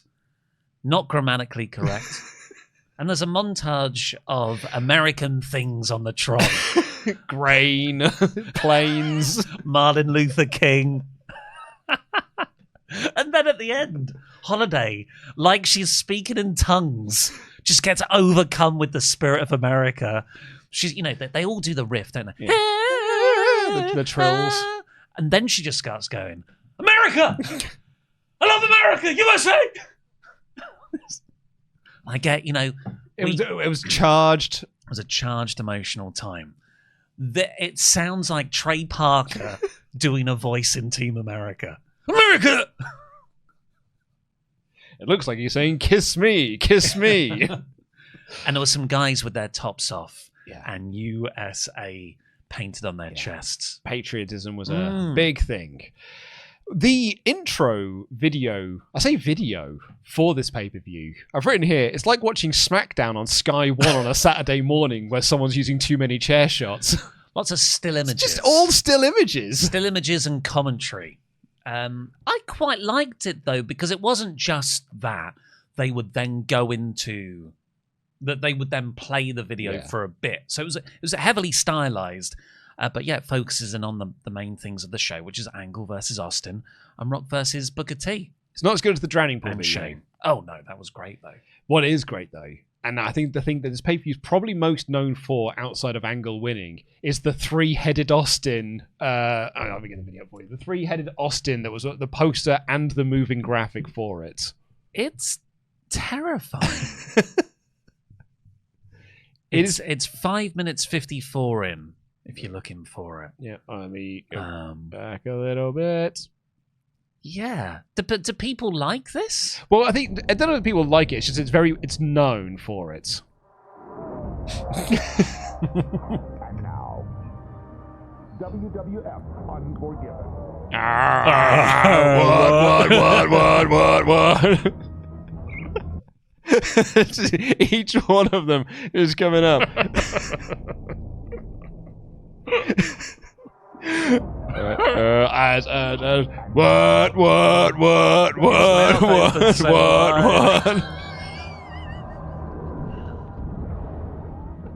What? I think the still image poster is actually very affecting. I think that makes it look demented. Yeah. What? That's a bit much. Yeah. That's a bit PS2. What can we do with computer graphics? And the people who made the Scorpion King, they'd just be like, "Whoa, have you seen these graphics?" They've just got the sort of the picture of Stone Cold, and they're wrapping it over a 3-dimensional object. But the 3-dimensional object is just a basic head. Yeah. Which means the eyes just stretch over as if there's no sunken sockets there. Yeah. When the iToy came out for the PS2, they were like, "Oh, you'll be able to map your face onto character. It'll be absolutely flawless." Never works. Just look like that guy in Young Frankenstein, don't you? Just see your face just stretched over this thing. He's like, "Wow, it looks just like me. Now I'm in Tony Hawk 3. You know when Joe Hendry went through that period of people's faces printed on socks and he would wear the face? It's that. It's that, yeah. That looked better than this. Our opening contest is for the WWF Tag Team titles as the Dudley Boys defend against the Hardy Boys, Hurricane and Lance Storm, and Big Show and not Billy Gunn, Spike Dudley. Poor Shoguns. Yeah. We had weeks of angles of them being a tag team, and Billy Gunn's on this show on Sunday Night Heat being Tommy Dreamer in 3 minutes. Oh, no. Why did they... Just because they wanted to do the Spike Dudley interaction? I guess they just wanted to do the little and small thing. Which they little did. And small, sorry, big and small. It's one of the best spots of the night. Yeah, so when he dives off his shoulders, yeah. That whole bit, by the way, America the Beautiful, the opening video package, the shots of the crowds who are in Pittsburgh and JR's running down the card, 7 title defenses tonight, shot of WWF New York, 7 minutes. That is not the pace we've become accustomed to for these Attitude Era shows. No. That's more in line with now. But that's more because we've had the big, long America the Beautiful bit, which wouldn't really have been on the broadcast. They'd have probably done that on Sunday Night Heat to lead into the pay-per-view. Because usually the pay-per-view start with, the WWF opening, like... Yeah. And then you go into the opening video package, then welcome to, and you're in the show within 3-4 minutes. Yeah. I bet for the time, this felt appropriate because of the 9/11 stuff. I just want to hear my favourite, my country's theme tune. But watching it back, it does feel more like I should have Joe Tessitore's voice. And tonight, it's the Judgment Day are here. Yep. Oh, look, and here comes Liv Morgan making her way backstage. Yeah, I was going to say 7 minutes in today's wrestling. I'm not sure we've been out there then now forever bit at that point.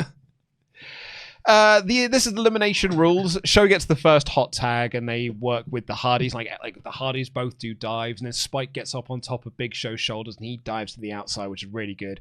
And then I think spot of this match, Big Show teases going to the top rope to also dive to the outside, and the crowd go well in for it. Yeah, because everyone's out there by this point, and Big Show's pointing that shall I, and he gets up on one rung. It was a really well teased spot. What also helps is that all of the other lads stand up to stand in position to catch him. So it makes it look like they're also setting up to do the spot. And it's great misdirection because you don't see Bubba obviously run round the ring, run into the ring the other side, and break up Big Show's attempt.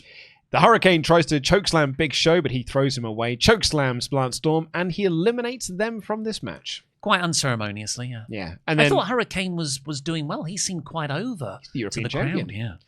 Twist of Fate to Spike Dudley, and they're also eliminated.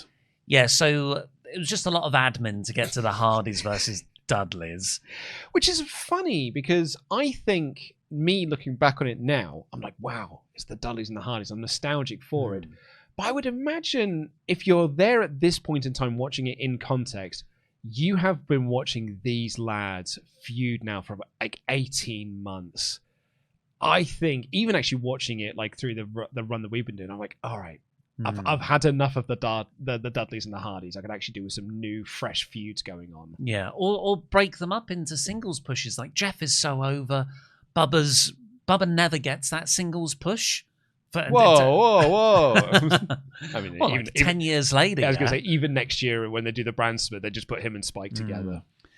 So a missed opportunity there. Definitely the peak of that feud was WrestleMania X7 with the TLC 2. But then they just this doesn't feel, and I'm going to say a bit about The Rock later on.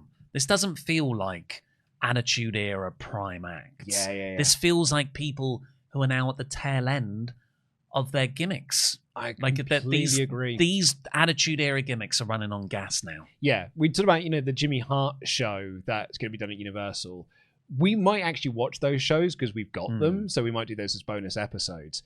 That feels like such a tired show because it starts from the 1980s, just being like, oh, we'll just do everything we did in the 1980s. What you're seeing a lot here with the Dudleys, the Hardys, and the Rock later on is, well, we'll just do what we did in the year 2000s. Yeah.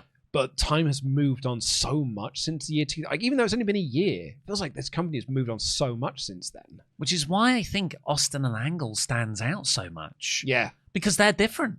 They're They're different from where they were at their peak. Yeah. Heels work over Jeff. Matt gets the hot tag and he hits a moonsault to the floor. 3D to Matt, but Jeff uses the Swanton bomb to break that up. Bubble bomb behind the referee's back. Devon pins Matt to retain. Yeah, quite a quick finish. Pretty average match overall. The highlight was the Big Show Spike stuff, weirdly, which seems to have been a last-minute call, so good idea for doing it. Very good opener, would say Dave Meltzer, but the crowd took it down a notch, 3.25 stars. And Brian Alvarez would say, pretty good, but it fell apart a bit at the end, 2.75 stars. But then very quickly after, we get... I've gone right on it.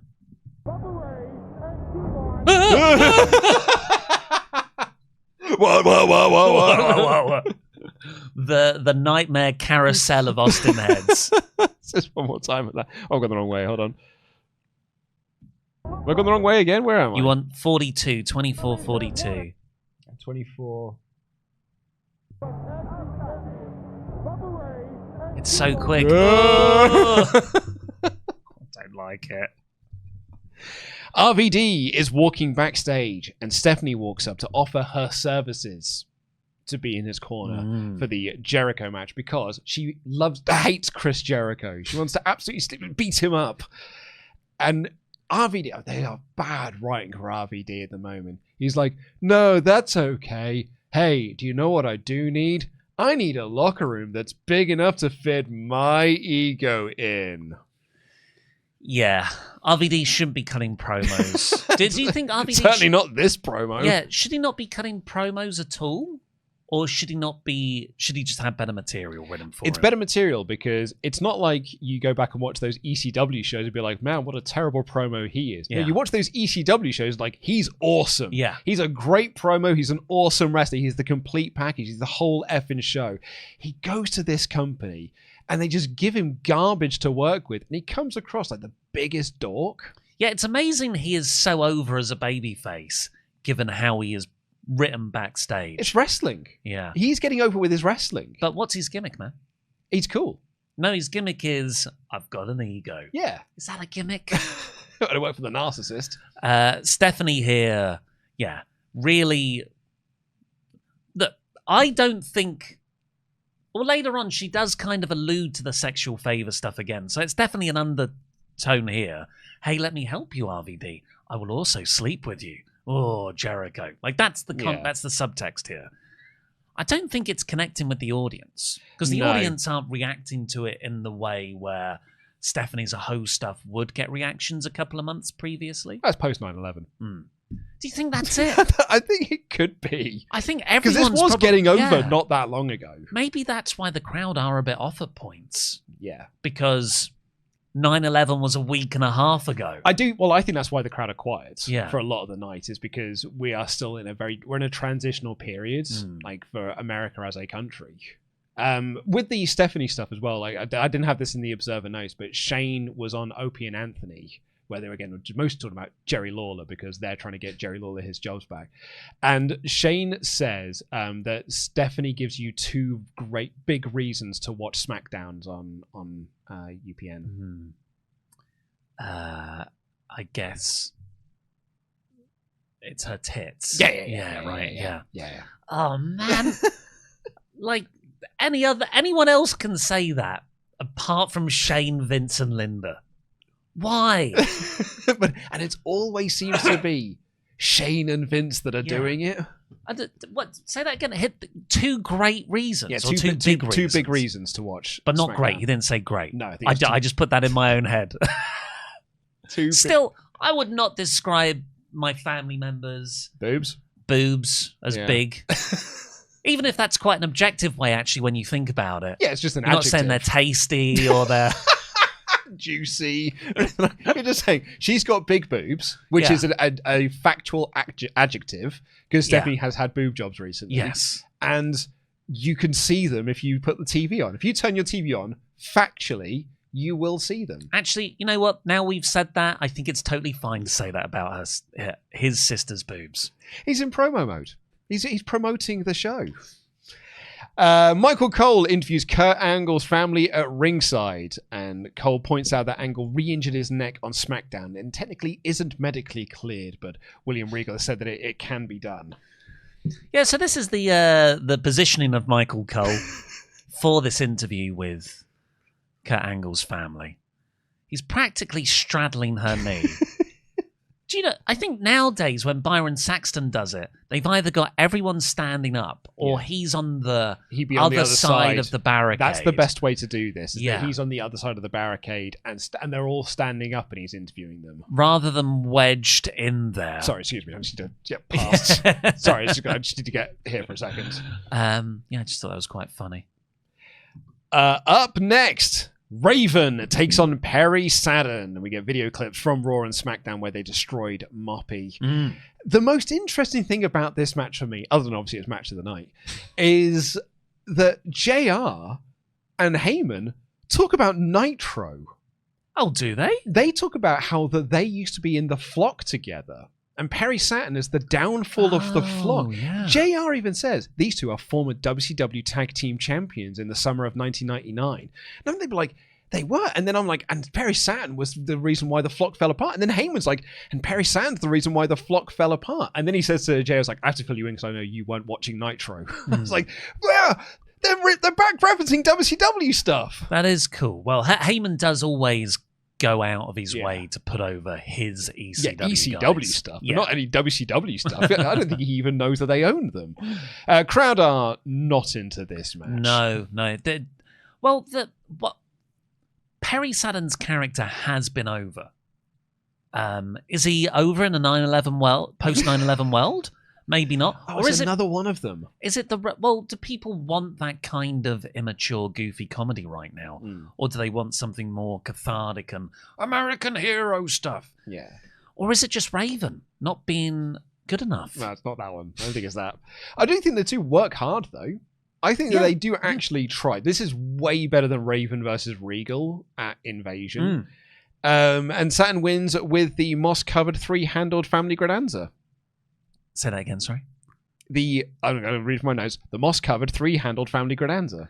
The twisting fisherman suplex with a pin. Yes. Yeah. Which is called the moss-covered three-handled family Gradanza. Perry busted his eye, as we said earlier. Dave would say, both guys worked hard, but the crowd was totally dead. Star and 3/4. And Brian Alvarez would say, these two worked their asses off, but they were the only two in the whole building who cared, which is sad. 2 stars. Interesting that both, because I'm always trying to think, how do Dave and Brian rate their matches? They're both acknowledging, good match, both guys worked hard. Ultimately, it was only 7-8 minutes long. That's a WrestleMania match these days. But the crowd weren't there for it. Yeah. So what might have been a 3-star match actually is a 2. Christian is interviewed backstage and simply says, I'll win tonight. And then we get Christian versus Edge for the IC title. Christian now has his proper theme music. As we heard on the 9/11 episode, he had the origins of that, which had the operatic stuff, but the wrong music bits. Now he's got the proper do-do-do-do-do. Interestingly, Brian Alvarez hates this theme. Really? Hates it so much. He's actually started a countdown or a day counter in the figure 4 of how many days it's been since they haven't changed his theme to something better. It's fine. It's awesome. It's better than fine. It's one of the best WWF theme songs ever. It's so good. But Edge comes out to his own new music as well, because they are being promoted by Rob Zombie's album, The Sinister Urge, and he's coming out to Never Gonna Stop, Man, Never Gonna Stop, which is better than Metalingus. It's my hot take. So it starts with, you think you know me, and then it goes into that. How long does he have this for? It's for this year and into next year, I think. It probably I don't really remember it at all. Yeah, maybe he has it longer than that, because I think maybe it gets replaced with Metalingus, which is a great song. Yeah, but it's probably Alter Bridge's. My second hot take. I'm not a big Alter Bridge guy. It's one of the only few songs by them that I actually do like. But I mean, I'm a Rob Zombie fan, so I'm well into this. And I've written a crowd are surprisingly quiet for this match. Yeah, this is a feud that's been building really quite nicely, actually. Of all the crazy flip-flopping storylines of the invasion, since King of the Ring back in June, which is the night Booker T first invaded the company, they've been telling this quite nice building story of Christian's jealousy of Edge. Yeah. A couple of weeks ago, Christian turns heel on him. One-man concerto, hot angle, new heel act. This is their first match. And I get it. They're not into Raven and Perry Saturn. I don't think I would have been either at this point in time. But this, like you say, they've been building this for ages. It's two big stars, two big names. I think for the IC title. For the IC title. I do think it's a post 9/11 thing. This was when I made the note. I think this is a post 9/11 crowd thing, as opposed to it being a storyline thing. Or do you think some acts people just don't want to see them feud? Like, obviously, the Hardys never worked fighting each other. I don't think I've ever seen Bubba versus Devon. Oh, it's happened in... I think they did it in TNA. Yeah, most likely. But I wouldn't have been into it, I can tell you now. Wasn't into the Usos. No. New Age Outlaws, when they had their match in TNA, stinker. They always have good angles to break up the tag teams, like New Day, for instance. But would I have been into a Kofi versus Big E match? No. Maybe, if they did it. Because they pre-exist, they were singles acts predating the New Day. Might be different. But I've never really been into Edge versus Christian. I've never thought of it this way, but like, would I want to see Dax and Cash have a match? Like, I know we got it in the Owen, I think it was one of the Owen tournaments that they got, but like, would I want to see a blood feud? Dax turn heel on Cash and then him have a singles match? Yeah. I don't think I do. No, I think it's fine to have tag team guys, established tag teams, face each other academically when it's in like they have to do it, they're in a tournament. That's a really fun thing to do. It's fun to have tag teams break up, but actually when you get down to it, if they have a blood feud and they have a singles match, it's not often that they have a good match. No. Or that no, actually that's unfair, because this is a good match. It is good. But us as fans just don't want to see the actual wrestling. Of like the ones we've just laid out there, like this match we get is better than when Matt and Jeff have a match. It's better than when the New Age Outlaws had a match. It's better when Jimmy and Jay had a match together. But I'm not, and even when they both came into AEW, they were both there. I wasn't really into watching them have matches yet. I just wanted to see them tag together. Yeah, just I'm waiting for them to resolve this bit so they can feud. Yeah. And really, it was Edge feuding with the rest of the patriarchy. Yeah, you're right. And the only one I can think of, and I don't think you can really have this as like a good example of, I want to see them have a match after they break up, is Hangman and Kenny. But again, they weren't a tag team first. They were two singles guys that then came together as a tag team to then split up and have that feud, which happened, months later. Yeah, I don't think you can compare. I don't think that's the I right would thing. never want to see the Bucks wrestle. Maybe the Shield? Because the Shield were attacked. That's a good... Actually, yeah, because I wanted to see Dean versus Seth. But maybe they're different because they were always... It felt like they were always earmarked as three singles guys long term. I don't know. Maybe that's meta thinking. I think Shield is actually a good example of this. Like, I wanted to see... And actually, when Roman eventually gets involved in that, I was probably less into Roman, I guess, but I definitely wanted to see Dean versus Seth. And I was very interested to see them as singles guys having matches together. Well... If you're at this point in the show, give us some examples. I can't think of any. Should we exclude 3 people or more in a faction? Yeah, let's exclude that. And you can't just have two prominent singles guys or girls that have then come together as a tag team to win the tag titles, then do the angle where they split up and then have a match. Because I think you would have still had that match had they not ever been a tag team. Yeah. They've got to be like the APA. That's sort of like you have like a not into that. Yeah. Got to be an established tag team first. Good match though. Edge gets a cut around his eye at one point and starts making his comeback. But then there's a bit of a weird finish where Christian goes to get the chairs to do the one man concerto, and I was like, buddy, you're gonna get yourself DQ'd. And then Edge stops him and he gets the chairs. I'm like, buddy, you're gonna get yourself DQ'd. Referee stops Edge doing it, and in the commotion, Christian hits the low blow and he rolls up Edge to get the win. I don't really mind the chair stuff because I think they got over enough that this is a blood feud. Actually, I just want to end you, Edge. I'm so jealous and angry with you, rather than winning the belt. But then it might have been a way to trick Edge into doing that. So Christian did, like you said, use the steel chair for the low blow to become the new champion. That one I can get more on board with. The idea of like, I just want to end you. I don't think his whole thing is he wants to show that he can win a title as well. Like, you know, he wants to make Grandma Edna proud. He wants Grandma Edna to like him as much as she likes Edge. And to do that, he has to win a belt. That's been his whole thing since Edge won the belt. I'm going to go after the European title. I'm going to go after the WCW title. He was just desperate to win a title belt. And he couldn't win King of the Ring. Because they are brothers. They're brothers still here. Yeah. Dave would say this match and the previous match were very important because they were wrestlers who needed a good performance and, even more, a good crowd response to move them up a level. In the Raven Saturn case, just to really get in the game, and for these guys to be taken seriously as singles players. In both cases, the work was there, but the crowd reaction hurt everyone's chances. 3 stars. I don't think I agree with Dave on that one. What? That this match would have hurt their chances. No, I think even the craziness of Vince McMahon will recognize this crowd's a bit off. Yeah. Probably the big terrorist attack that happened the other week.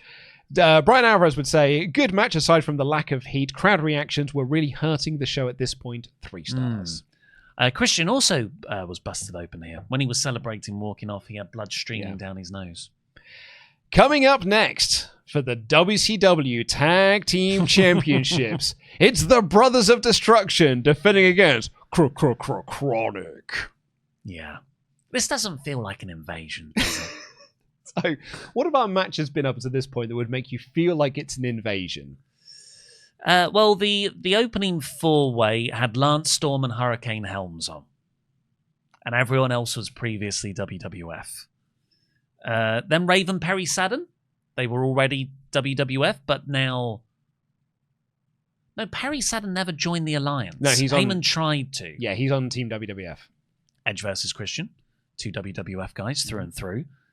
And here you've got Kane and Undertaker versus Chronic. I would argue this is the first invasion match. I would argue this is one of the only matches, like this and the Jericho RVD match are the only matches on this show that feel like they are invasion matches. We've got an inter-promotional feud, dream matches featuring stars from one promotion versus stars from another promotion. Because to their credit, Chronic were hugely over in the year 2000. I don't know why, because they're fucking rubbish. They're so bad, but they were so over in 2000.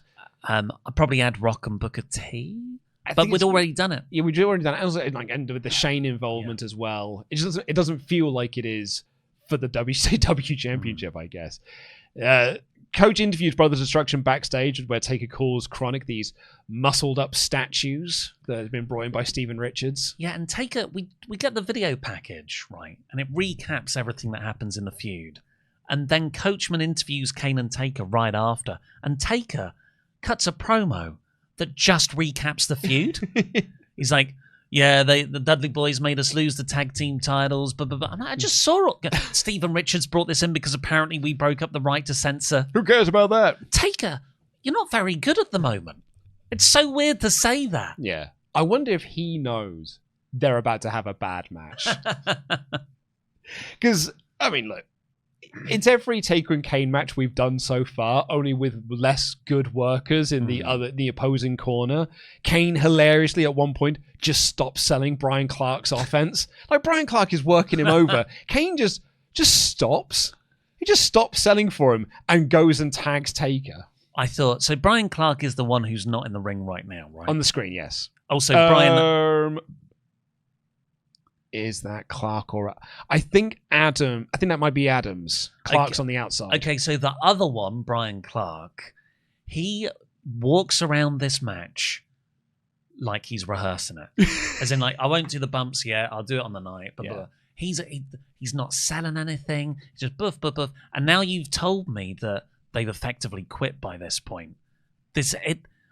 Adams, who's in the ring, I think is doing what he can to the best of his ability. Yeah, he still isn't very good. He's doing his little spin kick things. But Clark on the outside, or Adams, I've already forgot him.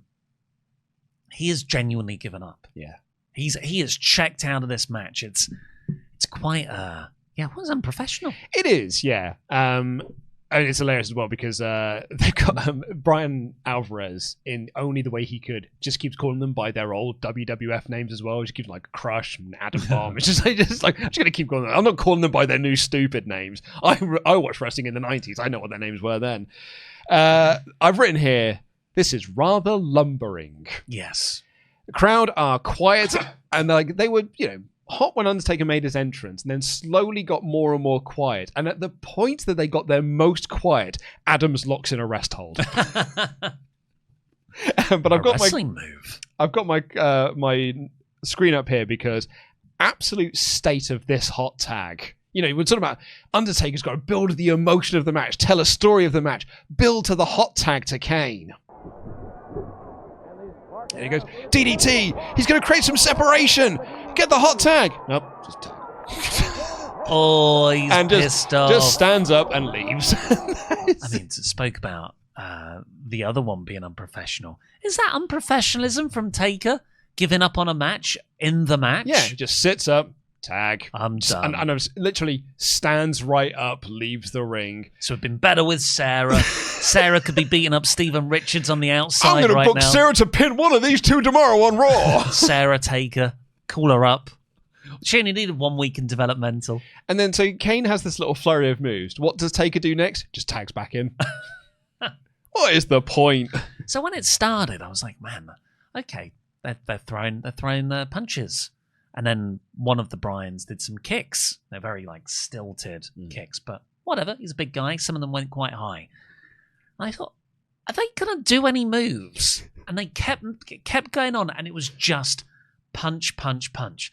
And I thought, I've seen matches where it's just strikes. A lot of New Japan matches, like Suzuki ones, can just be strikes. And they're really, really engaging. So actually, the idea of just doing strike-based wrestling matches isn't terrible. But doing these two guys doing strike-based wrestling gets really boring really quickly. Do you know what doesn't... Okay, to your point, because I agree, doing strike-based stuff completely works. It only works if both guys are into it. And both guys are selling the strikes that they're doing. Yeah. If you've got 4 lads just doing strikes and none of them are selling any of the strikes, it's buff. It's all that buff. And then one of them wins. It's so rubbish. And I think this is why I think this is worse than the SummerSlam match. Because DDP and Kanyon were bumping their asses off to make Taker and Kane look good. See, I think that makes it worse because it's more tragic. It is more tragic. And Taker's like, go on, go away. And DDP gets a little bit up. No, psych, beat you. Look, know what? I don't care about Chronic at the end of the day. I never thought they could make it anywhere. But DDP... That's DDP? Yeah. And Chris Kanyon. Well, he escaped the cage. That's true, yeah. Taker hits the chokeslam and he wins. And then just walks around the ring with his hands on his hips with an expression that may as well just be... Yeah, I've got it. When we did this for Worst Match Ever, this is the thumbnail that I used, was Taker with his hands on his hips. Look, up he goes. Hands on hips. Look at him go. He's not happy with his work, but you're like, mate, this is your creation. This isn't the old that they both got they're the hands on the hips brothers. Steven Richards is doing everything he can to get this over. It looks like that lad from Lazy Town as well. Yeah, he does. I thought Fonz, but... Was it Robbie Rotten? Yeah, the black hair is so dyed. It's so sharp. Who's the hairdresser guy next year? Rico. Oh, yeah, Rico Constantino. He's looks a bit like him as well. Tagging with John Cena and OVW at this point. And then backhands on hips. Look at that. Taker's face before Kane does the pyro. It's so good.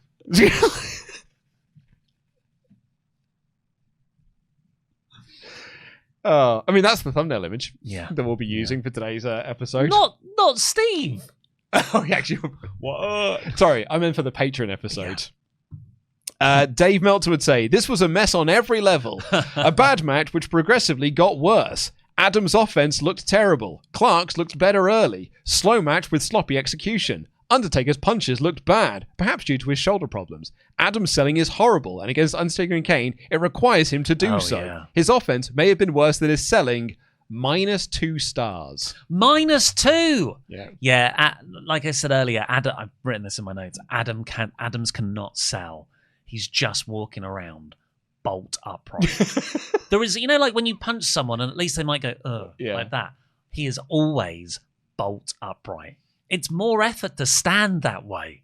What I love about that star rating is how serious Dave takes the star rating system. Because you get -5 stars. You're either a dud or you're -5 stars. If you are -2 stars, that means he's thought about it to give it a review.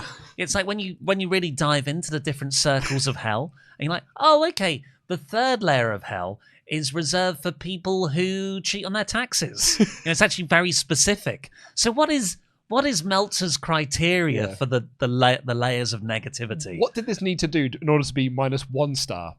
Maybe how much did it worse need to be -3 stars? Do you think there were actually no botches? I think there's no botches, and he also said then, well, Taker's shoulders hurting, so his punches can't look good. Otherwise, maybe it would have been a -3 star match. Kane gets out of that unscathed, though. Yeah, there's no... In all of this, in all the reports we've read, and all the dirt sheet stuff, no one's saying a bad word about Glenn. No one is saying word one about Kane. It's all on Taker. Yeah. It's all on this lad here. Yeah. And Brian Alvarez would say, this is going to sound almost impossible to believe, but this match was atrocious. They did some stuff to each other, some horrible stuff. Undertaker and Crush botched a spot big time in mid-ring. Adams responded by putting Undertaker in the longest chinlock ever. Hope everyone who is involved with it bringing Chronic into the WWF is ashamed of themselves. Dud. Well, I know the rest holder. I couldn't point towards a big I think botch. There is a bit because Taker has, like his certain spots that he does. And there is one of them when he goes into the corner and he runs against the ropes, but one of them's out of position for something. Right. I think it might be coming up to this point you're actually at. I'm going, There's so the chin lock. Here's the long chin lock. So what caused the botch beforehand? Okay, there's a long chin lock. Geez. So it's before this, I think. It's okay, so it's coming up soon. Should I go here? Let me go back a little bit further. Let me just see if I can remind myself where it is. We're going to end up watching the whole bloody match. I think it might be at this point here, actually. And then boot out of the corner. Running against the ropes. Yeah. And then... yeah. Oh. Nope. That would require me to take a back bump. Yeah, hold on. Strikes. And then take a on his head to him. Put me in a shin lock. Because after that, it's quite soon after where he just does the sit-up tag.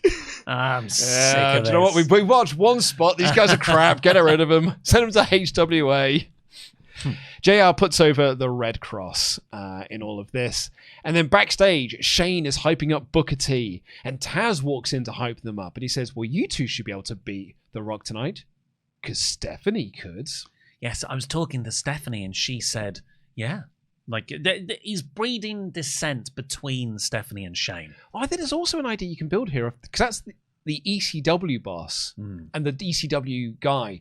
So putting over the ECW boss, well, surely the WCW guys would be good at this as well. Yeah. Maybe create some separation within the alliance. No, it'll be over in a couple of months. Steph then asks Coach where Rob Van Dam is. And Coach's like, I think he's in his dressing room. I think what will then follow into the next match is a bit weirdly staged. But she knocks on the door and says, Rob, tomorrow's my birthday, so I want a present. I want you to destroy Chris Jericho. Chris Jericho standing behind her. Well, she's very much flirting. Again, it's very sexual. She says, if you do beat Jericho up really bad, your experience in the alliance will be very pleasurable. Jericho is standing behind her and says, "Oh, it's your birthday tomorrow. What is it? 37? 38?" She goes, "I'm 25." He's like, "No, I was asking how many men you slept with in the past week." It was funny. It was a good joke. It was funny. And he wishes her the best of luck. Yes. He says, well, let's have a birthday party for tomorrow. So I assume that's on Raw, where they do a birthday celebration for her. I'll bring the cake. Looks like you've got the balloons covered. This is good boob joking. I've not watched the episode of Raw yet. I'm going to bet there's a cake involved. Oh, yeah.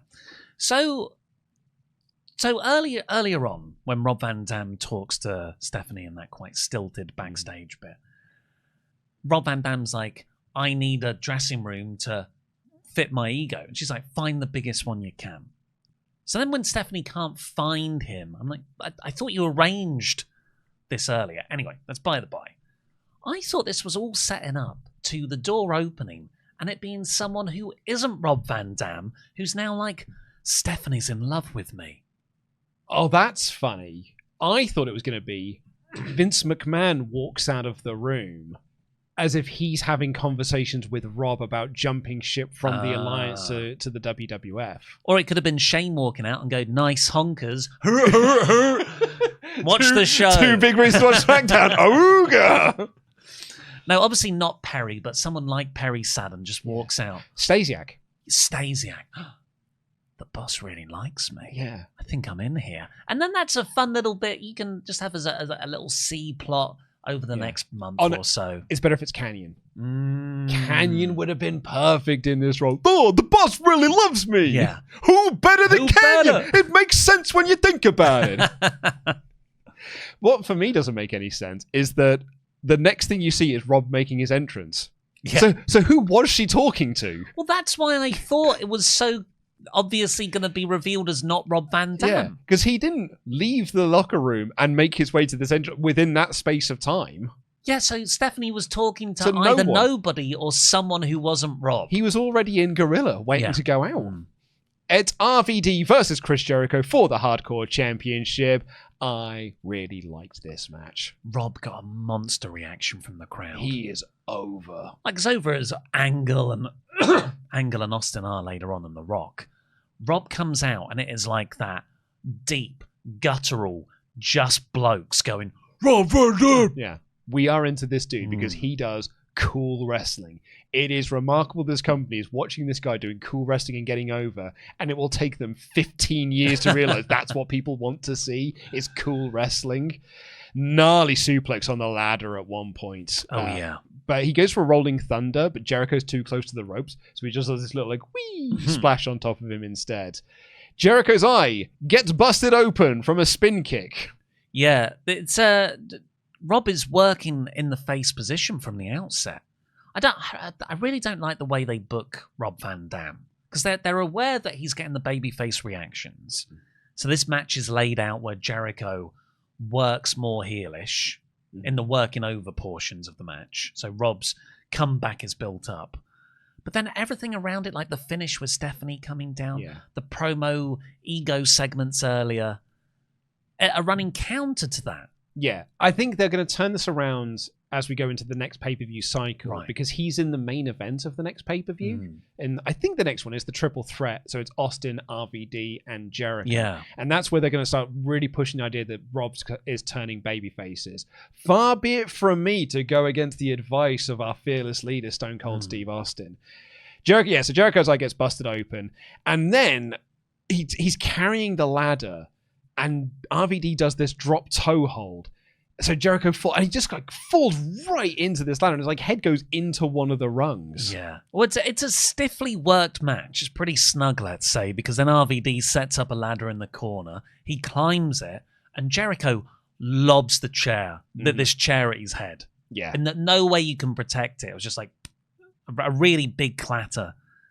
Both men end up on top of the ladder, and we get the Walls of Jericho spots, just like we did at the Rumble 01. I think the one at Rumble 01 got a much bigger reaction than this one did, though. Yeah, the crowd didn't really pop for that. No, it's really surprising.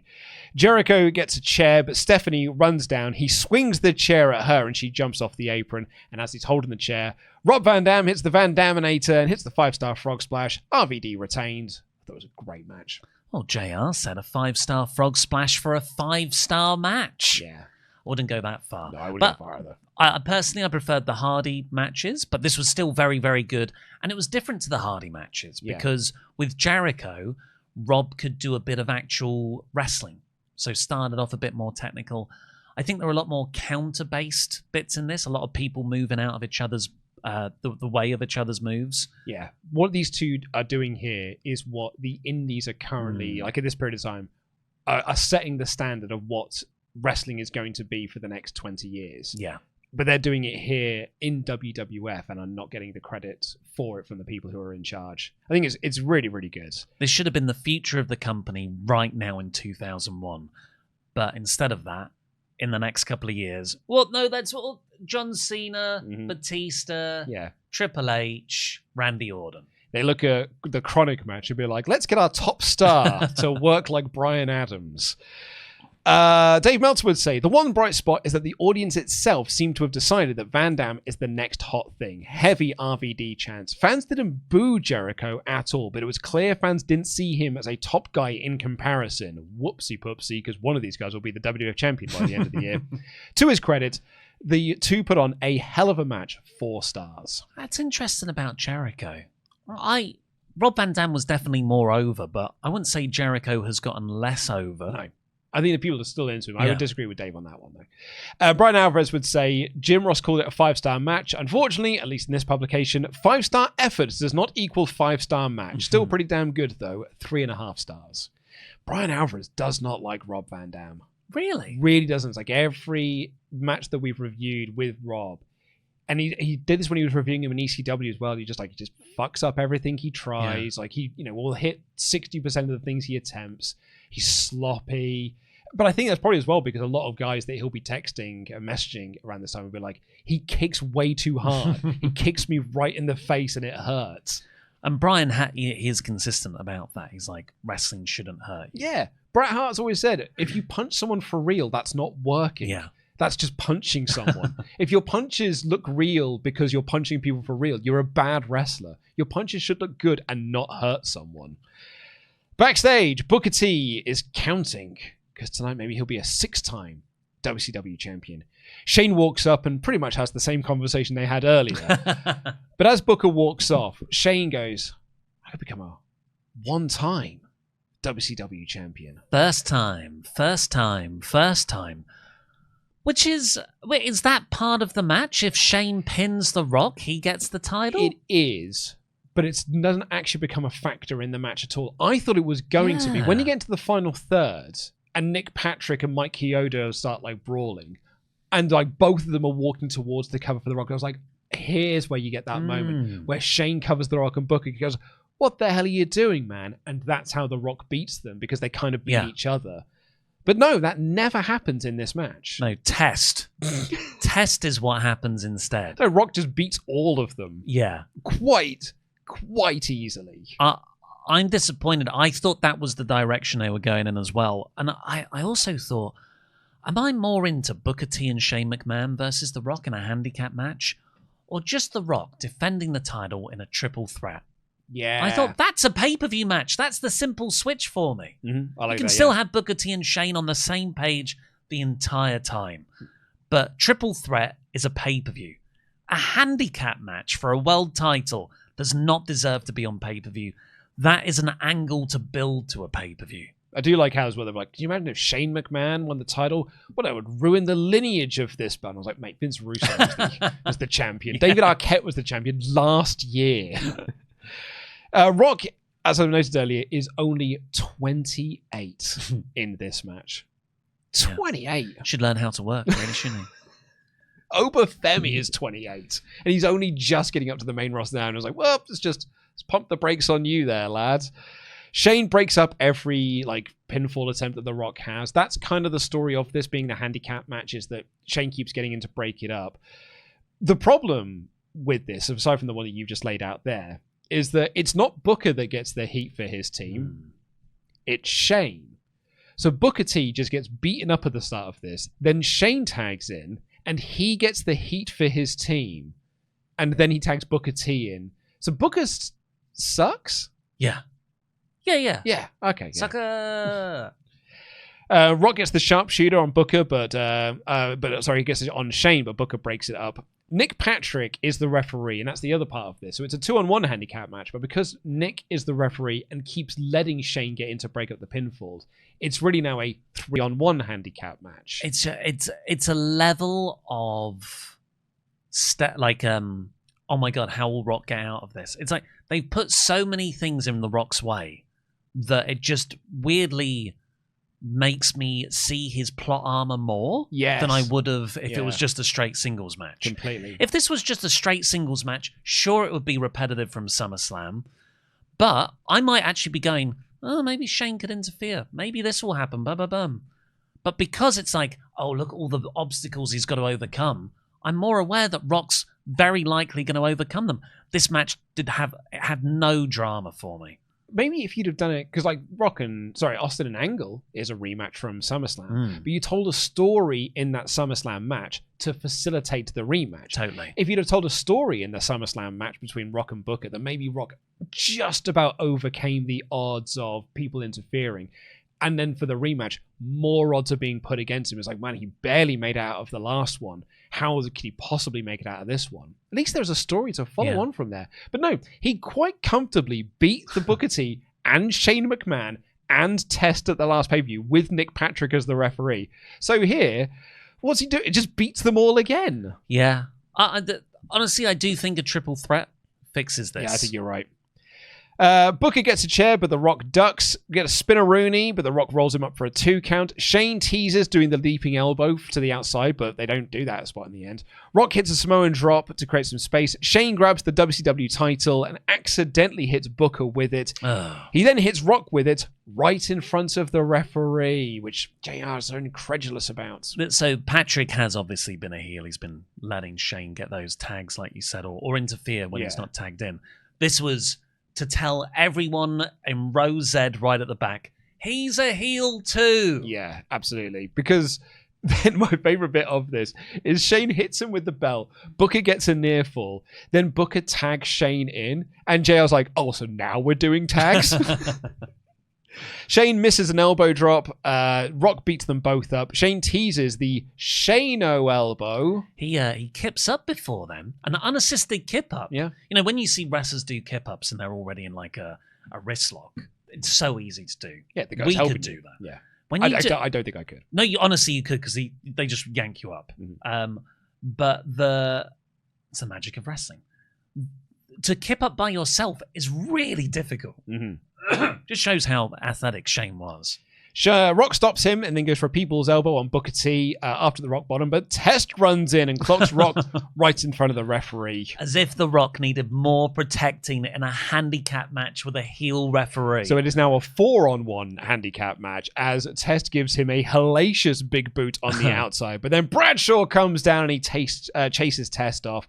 Nick puts the Rock back. Nick Patrick then gets out of the ring, grabs the Rock and throws him back into the ring. But Mike Chioda comes down to hate AEW matches and starts arguing with Nick Patrick. Shane gets in for the cover. Mike Chioda, that's where I thought you were going to get the Rock Booker T, Shane Booker T stuff. And Mike Chioda pulls Shane out of the ring. Booker gets the cover, but Rock kicks out. Mike and Nick then brawl out of the ring. Rock bottom. Earl Hebner runs down. Rock retains. Yeah, Rock bottom. And I would say that's a 5 or 6 count because Earl Hebner was running. He's got the visual pin. Still. A ridiculous in a bad way match. This was bad booking. I think Booker T, Shane McMahon, Test, Nick Patrick, they all look like chumps coming off the back of it. Rock doesn't look any better because he's just beaten a bunch of chumps. Yep. Doesn't make him look more like, doesn't elevate him at all. Makes a WCW title feel secondary and a joke. I thought this was the worst match on the show. Interesting. I mean, it is a world title match, Mm. and it should be better. But that Chronic match was very bad. Dave Meltzer would say, good match, but nothing special at 3.25 stars. And Brian Alvarez really had nothing to say about it. Just recapped the match and gave it 3 stars. I hated the booking. 1.5 stars. William Regal and Tajiri are backstage. Tajiri is hurt because he got gored by Rhino. And Tori walks in and says, I want to be in his corner. And Regal's like, I was considering banning everyone from ringside, but you two do like each other, don't you? Oh, go ahead. Carry on, you crazy kids. I quite liked Regal's performance here. Me too. He was, you really do like each other, don't you? I'm going to put the screen up now because I believe you wanted to watch this Stacy Keebler segment in What, full. Doesn't everybody want to watch this segment? It's a hallmark of this time of WWE. Vince has wrote a porno. My McMahon has wrote a porno. Oh, so I thought you were going to say it's been a bit of a staple of this series as we go forward, which is what loser is at WWF New York this week? There's so many bits that have converged here. It's what losers at WWF New York. He doesn't want to be there. What weird, creepy sexual thing? on the show. What weird, creepy sexual thing has Vince McMahon written by himself? Obviously, just I'm gonna write this. And how long are Stacy Keebler's legs? Which we broke it down. We did We find broke out it down with the taglines. are longer than yours. Yeah, Categorically, factually, longer, at least going by. I mean, but actually, I'm taller than her. yeah, but we didn't go through that. Actually, could be a gimmick length. Oh damn! Like the Big Show is not 7'5". I didn't even think about that. They worked me. Yeah. Steve Austin's not. Kane's not over 7 foot tall. But Stacy Keebler's legs could be a gimmick. It's a gimmick size. So watch the first episode of the Hulk Hogan docuseries on Netflix. We are half an hour in, and Anna goes to me, so how tall is he? And I was like, oh, he's like, I don't know, he's like 6'7" or something. And Anna went, well, they just said there he's 7 foot. Yeah. I was like, oh, yeah. It was just total white noise to me. Yeah. And then for the rest of the episode, 6'5" was mentioned, 6'9". There were 4 different heights. Yeah. And they never address it in the documentary. It never goes back to Hogan being like, well, brother, like no matter, every promoter had a different height for me, different name. There's a couple of things they kind of skip over. They skip over the whole like Incredible Hulk stuff. Like that was his name. And they even have a graphic on screen calling him the Incredible Hulk until Stan Lee got on the phone and was like, that's my trademark, brother. That sounds like it's a difficult thing to cover. So should we let's just focus on the good stuff, right? Yeah, let's focus on the good stuff. His parents were proud of him that he won the title. Yeah. Anyway, you wanted to watch this segment in WWF New York from Times Square. Yes, and I want to watch it in full, and I want us to not talk. Okay. So we can enjoy the dialogue. Ladies and gentlemen, you're looking live in downtown New York City, the heart of Times Square. WWF New York. Oh, actually, sorry, just to pause that. Sorry, I thought we weren't going to... no, but then I realised this is New York a week and a half after 9/11. Good point. I hadn't even thought of that, but yeah. Wow. Times Square. I mean, it's, what's that, like a 30-minute walk up Manhattan from where the World Trade Centers were? New York is bigger than you think it is. Yeah, but bloody hell. Like a lot of places in America. Inside the beautiful Stacy Keebler. There's Austin's heads. Word. You know how much I love a clean shave, that smooth skin? But you're not the only one who's had a clean shave today. Right, okay. Pause it there. Yeah, we're going to have to pause a lot more. Gonna have to pause here. And I want you all to think to yourself this question. What do you think she's going to talk about next? Clean shave. Is there any wrestler on the roster right now with a noticeable beard? But I think she is talking about herself. Yeah. And I think she is not talking about her legs. That is where my mind immediately went. You think Stacy Keebler is talking about a couple of strays on her chin? I think she's talking about her vagina. Oh! My mind never went there. I thought that's what the punchline of this is going to be. We just had, like on the 9/11 episode, The Rock talking about how, Sean Stasiak, do you like pie? And it's like, no, I hate pie. And it's like, well, Stacy likes strudel. Like he's literally talking about vaginas and dicks. Yeah, that's a good point. And Stacy has been very provocative here. Maybe it's me, I'm wondering who else went there. I was more thinking about. Oh, little tease. Who is this guy? Who is this guy? Was he one of the 24 contracts they picked up from WCW? He's been in OVW ever since. Because I wouldn't put a fan in that position. That can't be a fan, right? No. That's just someone who works backstage. If that was a fan, he would be like, he'd be erect. Erect. He'd be laughing. He'd be smiling. It's a lot like the plant they had with the WCW t-shirt for Bob Holly at the Invasion Get out of Bay. here! What is this? This ain't WCW New York. Well, kind of already given it away. Should we see where this segment now goes? Yeah. It's not. Because it's also Her vagina. not what you think is going to come next. Mm. Oh my God! She's saving her legs. So there she is. In the bath. with such a long leg. A way that's filmed a bit like Naked Gun 33 and a third. When she had legs that went on for days. And it just goes up her legs, the camera shot. And she has about 2 sets of knees. Yeah. So it's almost like it's filmed with a fisheye lens, the way that her leg is so much in the foreground of this shot. That cannot be a comfortable way to sit in that bathtub. Also, that is a cuddly toy lying in the back. What psychopath puts a cuddly toy near a bath? Oh, yeah. Well, it's going to get damp. It's because they are infantilizing her. Right. Yeah. For what end? Because they're weirdos. This company is full of weirdos. You're so right. So many questions about WWF and the invasion can either be answered with book Bill Goldberg or they're weirdos. They're just weirdos. They're a bunch of weirdos.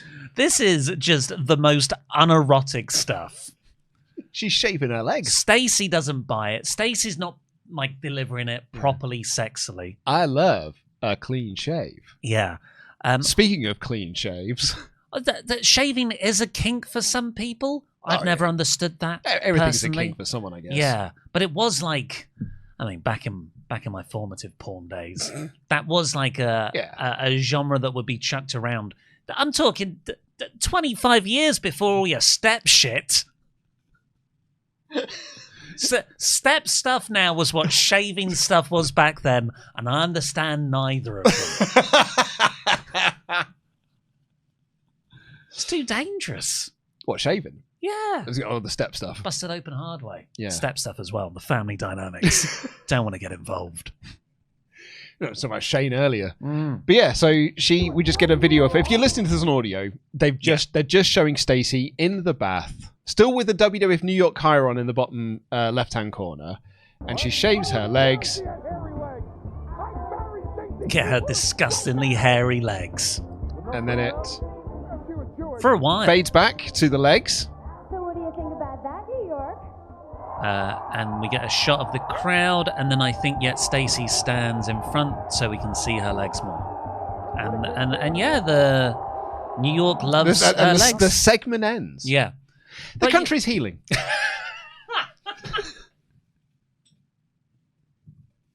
It's fair.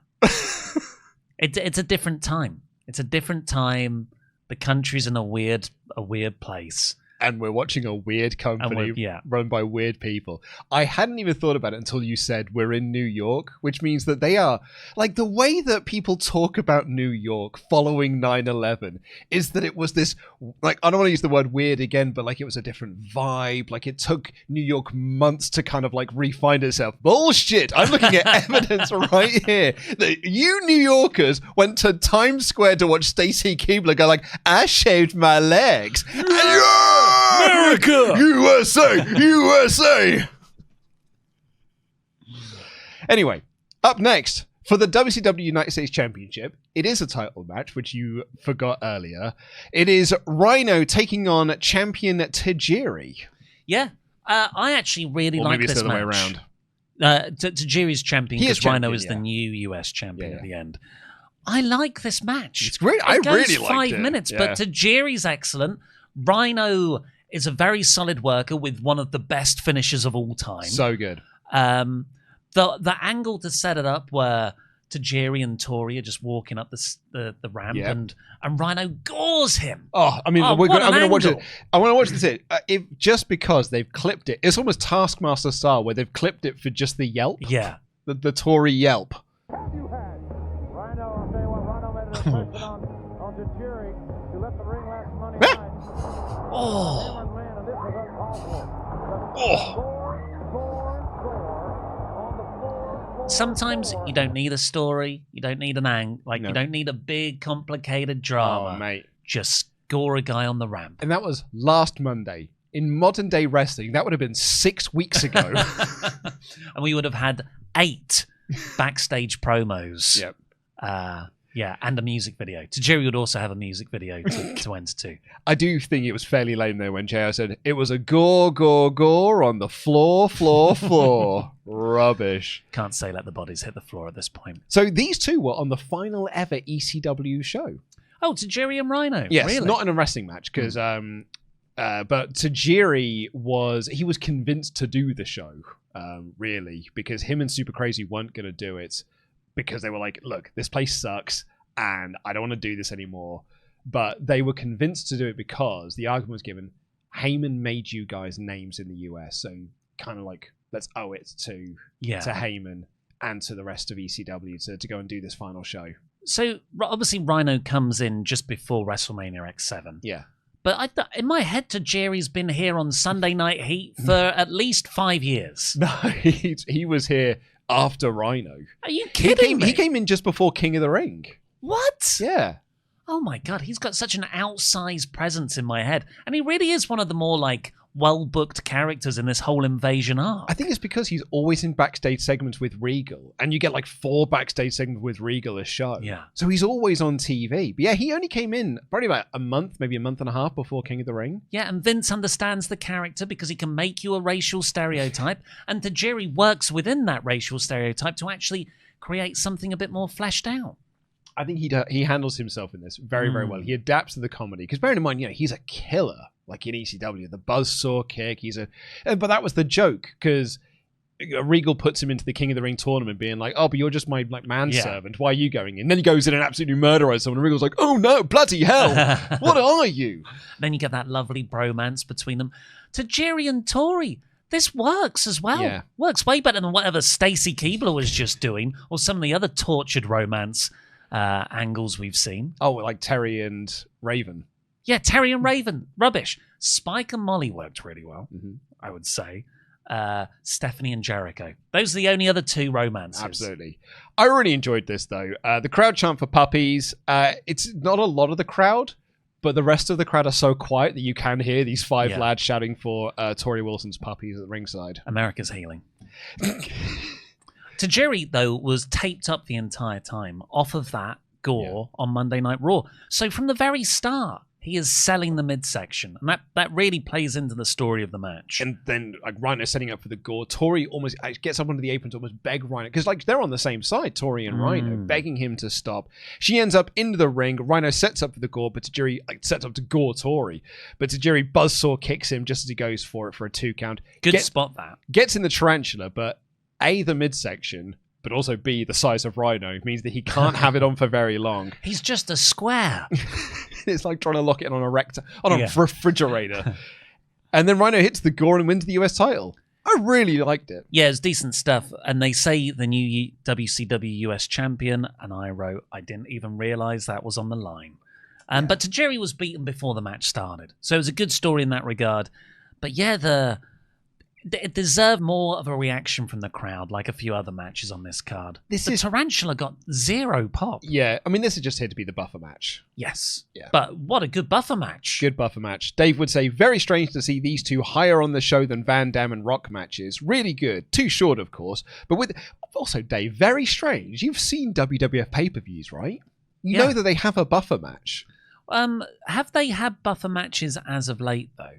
Yeah, I'm pretty sure we had one at Invasion. What about SummerSlam? I think we had one at SummerSlam. I think that was that not just straight into... Did we have Austin and Angle? Then did we have an X-Pac match? I think that's definitely every episode of Raw. Every episode of Raw. He's unifying the Cruiserweight and Light Heavyweight titles. Let me have a look here. No, it was Angle, Austin, straight into Rock, Booker No T. way. Okay, I stand corrected. You know what? Let's just do some. We got time. Got time. Let's go to the invasion. Pretty sure It's the so Invasion had easy to do with the way Wikipedia lay out their pages.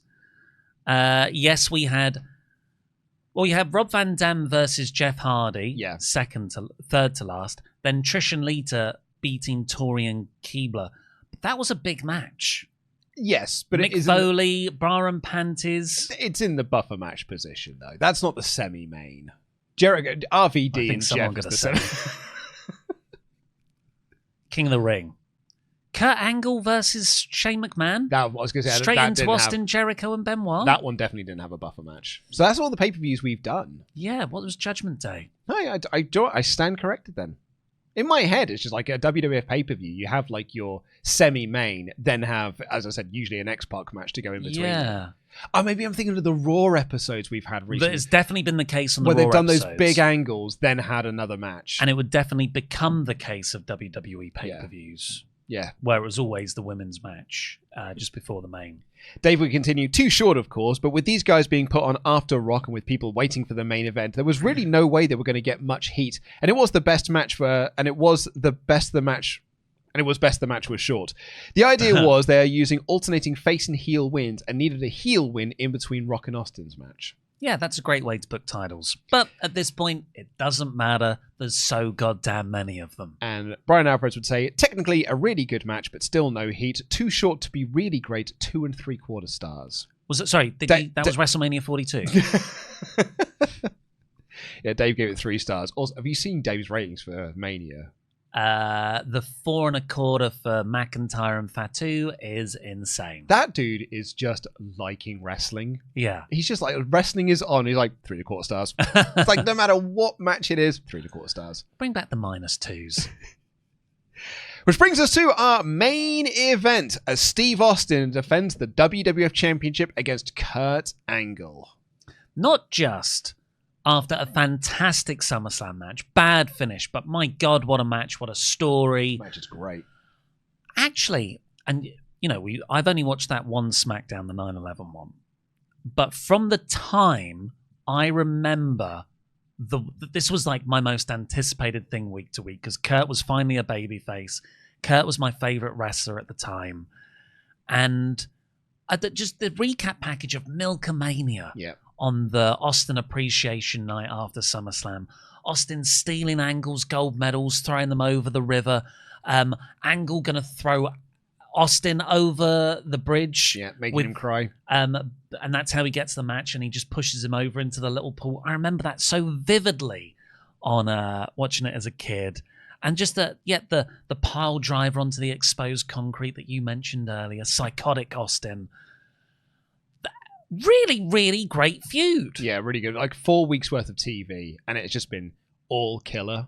It's been really good. When is the bit where they start singing, "You are the wind beneath my wings"? I think that's on Austin Appreciation Night. Was it? That's the only thing that's missing in my memory here. Yeah. Maybe I'm pretty it sure that comes was on later. Austin Appreciation Night. Let me double check. I feel like it's when they're on the same team, though. Austin Appreciation Night. You are the wind. Kurt joins the Alliance, right? In the Yeah, he next does. month. Next 2 months. He just before Survivor Series. I think it's when they're together and they're trying to one-up each other's love of each other. Yeah. And they sing that song. I think. Yeah, that's right. It was on Austin Appreciation Night. The Alliance is celebrating Stone Cold Steve Austin Appreciation Night. Stephanie McMahon even forced Lillian Garcia to sing "The Wind Beneath My Wings." Oh, okay. I feel like there's one where Kurt Angle sings it to him in an aggressive way. But we'll see. But regardless, it's not really something I consider from the Attitude Era. What a great Angle-Austin feud. Yeah. It really is. And I think now that we're talking about it, because we kind of briefly mentioned this earlier, the idea that everyone else sort of feels like a bit stale within the Attitude Era, whereas Austin and Angle feel so fresh. And RVD feels completely fresh as well. Yeah. Despite what the promo stuff they're giving him backstage, he feels like fresh and new. And I think that's kind of helping Jericho a little bit as well. But Rock just feels like he is kind of mentally checked out. Really disappointed in Rock's post-Scorpion King return. and arguably can't think of anything great he does. The Hogan build is rubbish. The Hogan match, of course, is one of the greatest matches of all time. But then it's Hollywood Rock. Yeah. Well, that's in 03. Next year. Is that in 03? I think that's in 03. Oh my God. Because he's Hollywood Rock when Goldberg attacks him. Oh yes, it would have been. Yeah. And he'll win the title in 02, I think. But it's the Lesnar match at 02. Oh yeah, he must do, yeah, because he defends it against Lesnar. But it doesn't feel the same. It kind of feels like trying to recapture lightning in a bottle, and it's not landing at all. And this is the start of that. This is the start of Rock not feeling like he did in 2000. Yeah. He's got one eye on Hollywood. He's out the door. I don't even think it's one eye. Yeah. I think it's both eyes are just looking at Hollywood, and this is, I'm contractually obliged to be here. Funny enough, why does he leave WWE? Because they forget to renew his contract. That's a true story. Unbelievable. They just forgot to renew his contract, so he left. And then that was it. That was the end of The Rock in the WWF. Madness. Anyway, do you know what the thing that really struck me in this match while I was watching it is because they have this wild brawl at the start. Angle goes up and he attacks Austin on the ramp. We get the $1 Million Dream, which again doesn't get shouted out by JR, which I think is so weird. They're literally, he's going to the $1 Million Dream. And Jim Ross is not referencing it as such. Oh, but Raven and the Flock, he knows.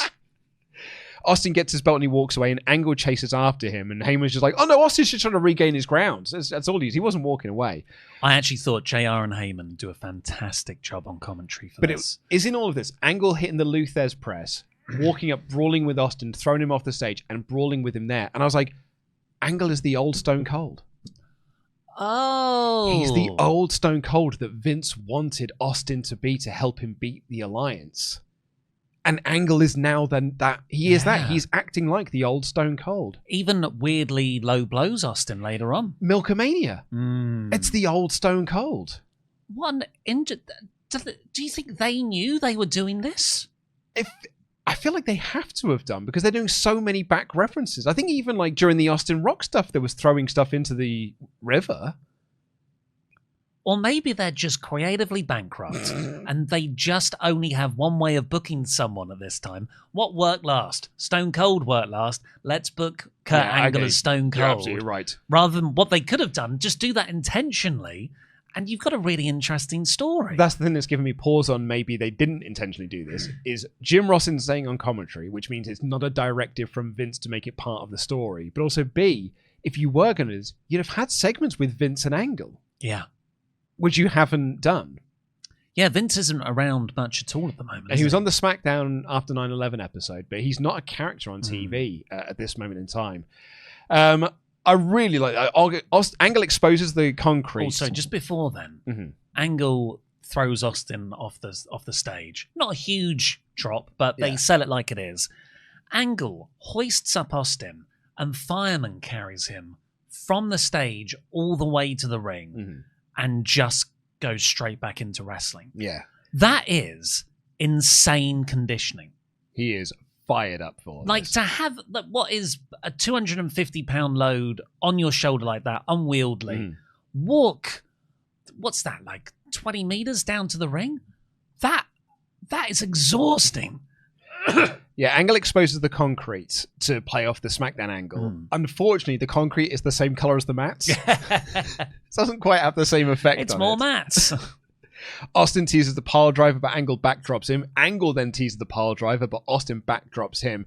And now he's got a cut above his eye. Well, yeah, this is why I thought Austin did a blade job here. Because the cut must have happened when Kurt was exposing the concrete. Yeah. Which is usually a way to get the camera off of the guy who's doing the blade job. Yeah. Sorry, I'm going to do a skip forward. You might have to just fill for time while I find this. Austin throws the cameraman down. He certainly does. During all of this.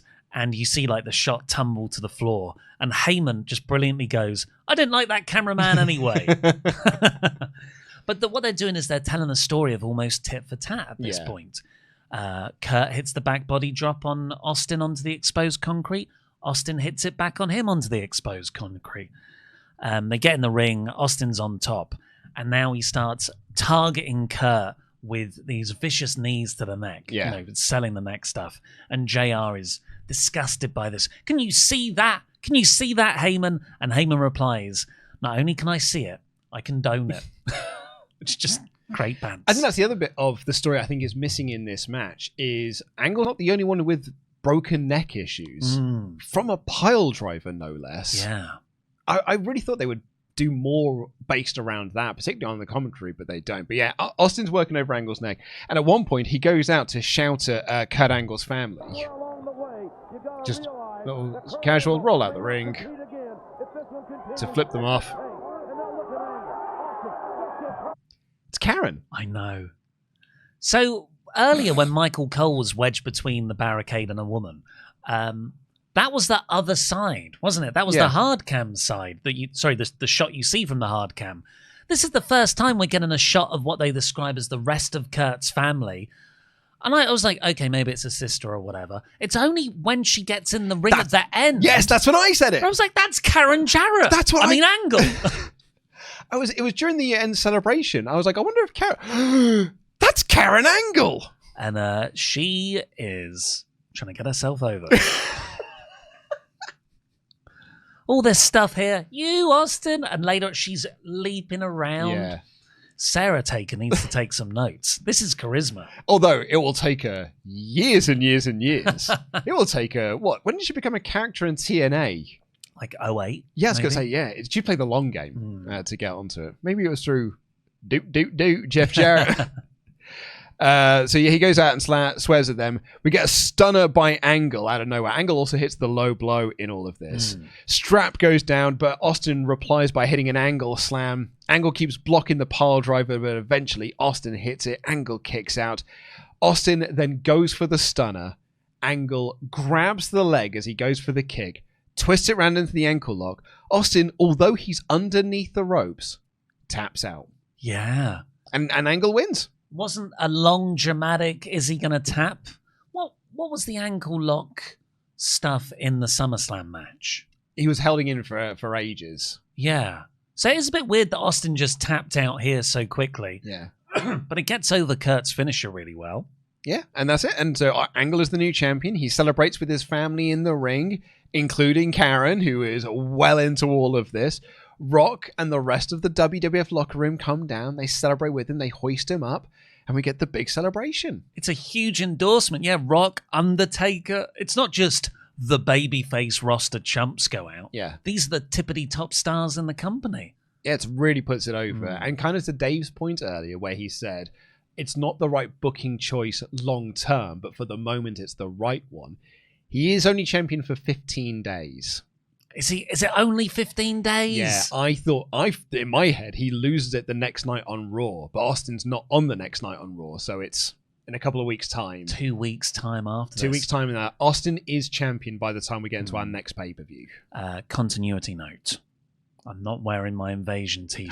Oh, no, you're not! Oh, no! I've just realised. All the things. We briefly paused. Try and guess where we paused. I actually thought continuity error. People will notice I'm drinking out of a different mug. I apologise to Shane McMahon and his father. Yeah, so do you want to stop this record? I guess we're going to have to do it all again. Just all over again. Well, luckily it's only one shot, so you could just superimpose the thing over me and you don't have to move it. Dave would say, finish was very basic, almost Japanese style, as Austin went... He's bound to say that, isn't he? As Austin went to kick Angle to set up the stunner, Angle caught the foot and put on the ankle lock. Austin managed to get to where he was underneath the ropes, but never grabbed the ropes and tapped out for the title switch. Give him credit where they were going to do it. They did it the right way. The entire Angle family and most of their babyface wrestlers hit the ring for celebrations as the show went off the air. 4 stars. And Brian would say, pretty cool scene to end the show. 4 stars. What was the Jericho Rob Van Dam match? 4 stars. Okay, so joint with... I would put this above that. But yeah, maybe not by much. I just really like that it had a clean finish, no interference, no Stephanie nonsense. Really good match. Great finish. Karen Jarrett was there. I went to Kurt Angle's podcast to hear what he had to say about this match. And there's a very interesting tidbit in this.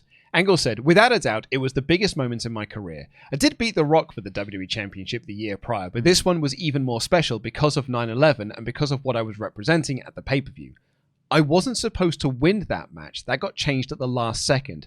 I came up with the idea that 9/11 occurred and the country's down and everybody's nervous and uptight, and I thought, let's give this country a boost in the arm, a booster shot, and have the Olympic hero win the pay-per-view. So I went to Vince and I told him that, and he said, well, you're going to have to talk to Steve Austin. So I called Steve to see if he would agree to it, and he agreed 100%. So I wasn't supposed to beat Austin for the world title. That happened because of 9/11.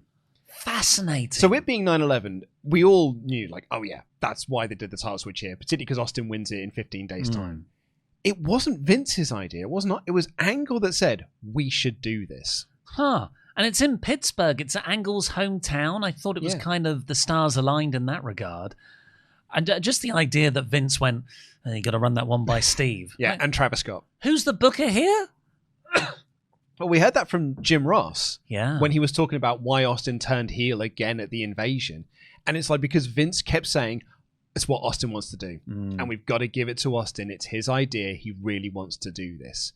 He has got so much sway right now, which will probably be why, come next year, he is eyeing up a ball so that he can go home and kind of leave for a long time. When Conrad asks him, which of the matches do you prefer, the SummerSlam match or the Unforgiven match, he did say the SummerSlam match. He said, I think this one has more meaning because of the finish, but the SummerSlam match was a lot better. Yeah. For some strange reason, I don't know, because if we had more time slotted, but Austin and I had a really excellent match at SummerSlam. It's one of my favorite matches of my career. Yeah, it's fantastic. Yeah. But so there you go. That's Unforgiven 2001. I guess we're unforgiven. What? I mean, so I said, I'll watch this on, I texted you on Thursday night, said, I'll watch this on Friday, so I'm ready for the podcast on Monday. And you text me back saying, do you want to borrow my DVD? And then text me a photo of your Unforgiven movie DVD. Starring Clint Eastwood, Gene Hackman, and Morgan Freeman. Yeah. Pretty good job. 4K. As a CX chubby. £5.99. What did you make of Unforgiven, the pay-per-view, not the movie? Fantastic final match. Loved it. Loved the finish. I agree with everything everyone said there. The SummerSlam match was better, but this had the better finish. Yeah. So, all great stuff. I thought the Jericho-Rob Van Dam match was very good. Rubbish finish. I really, really disliked the Rock match. The Chronic match is -2 stars. The rest of the card, I feel like they're losing star power in a way that is, everyone feels a bit stale. Yeah, and this invasion feels so, like, this doesn't feel like there's an invasion on at this point.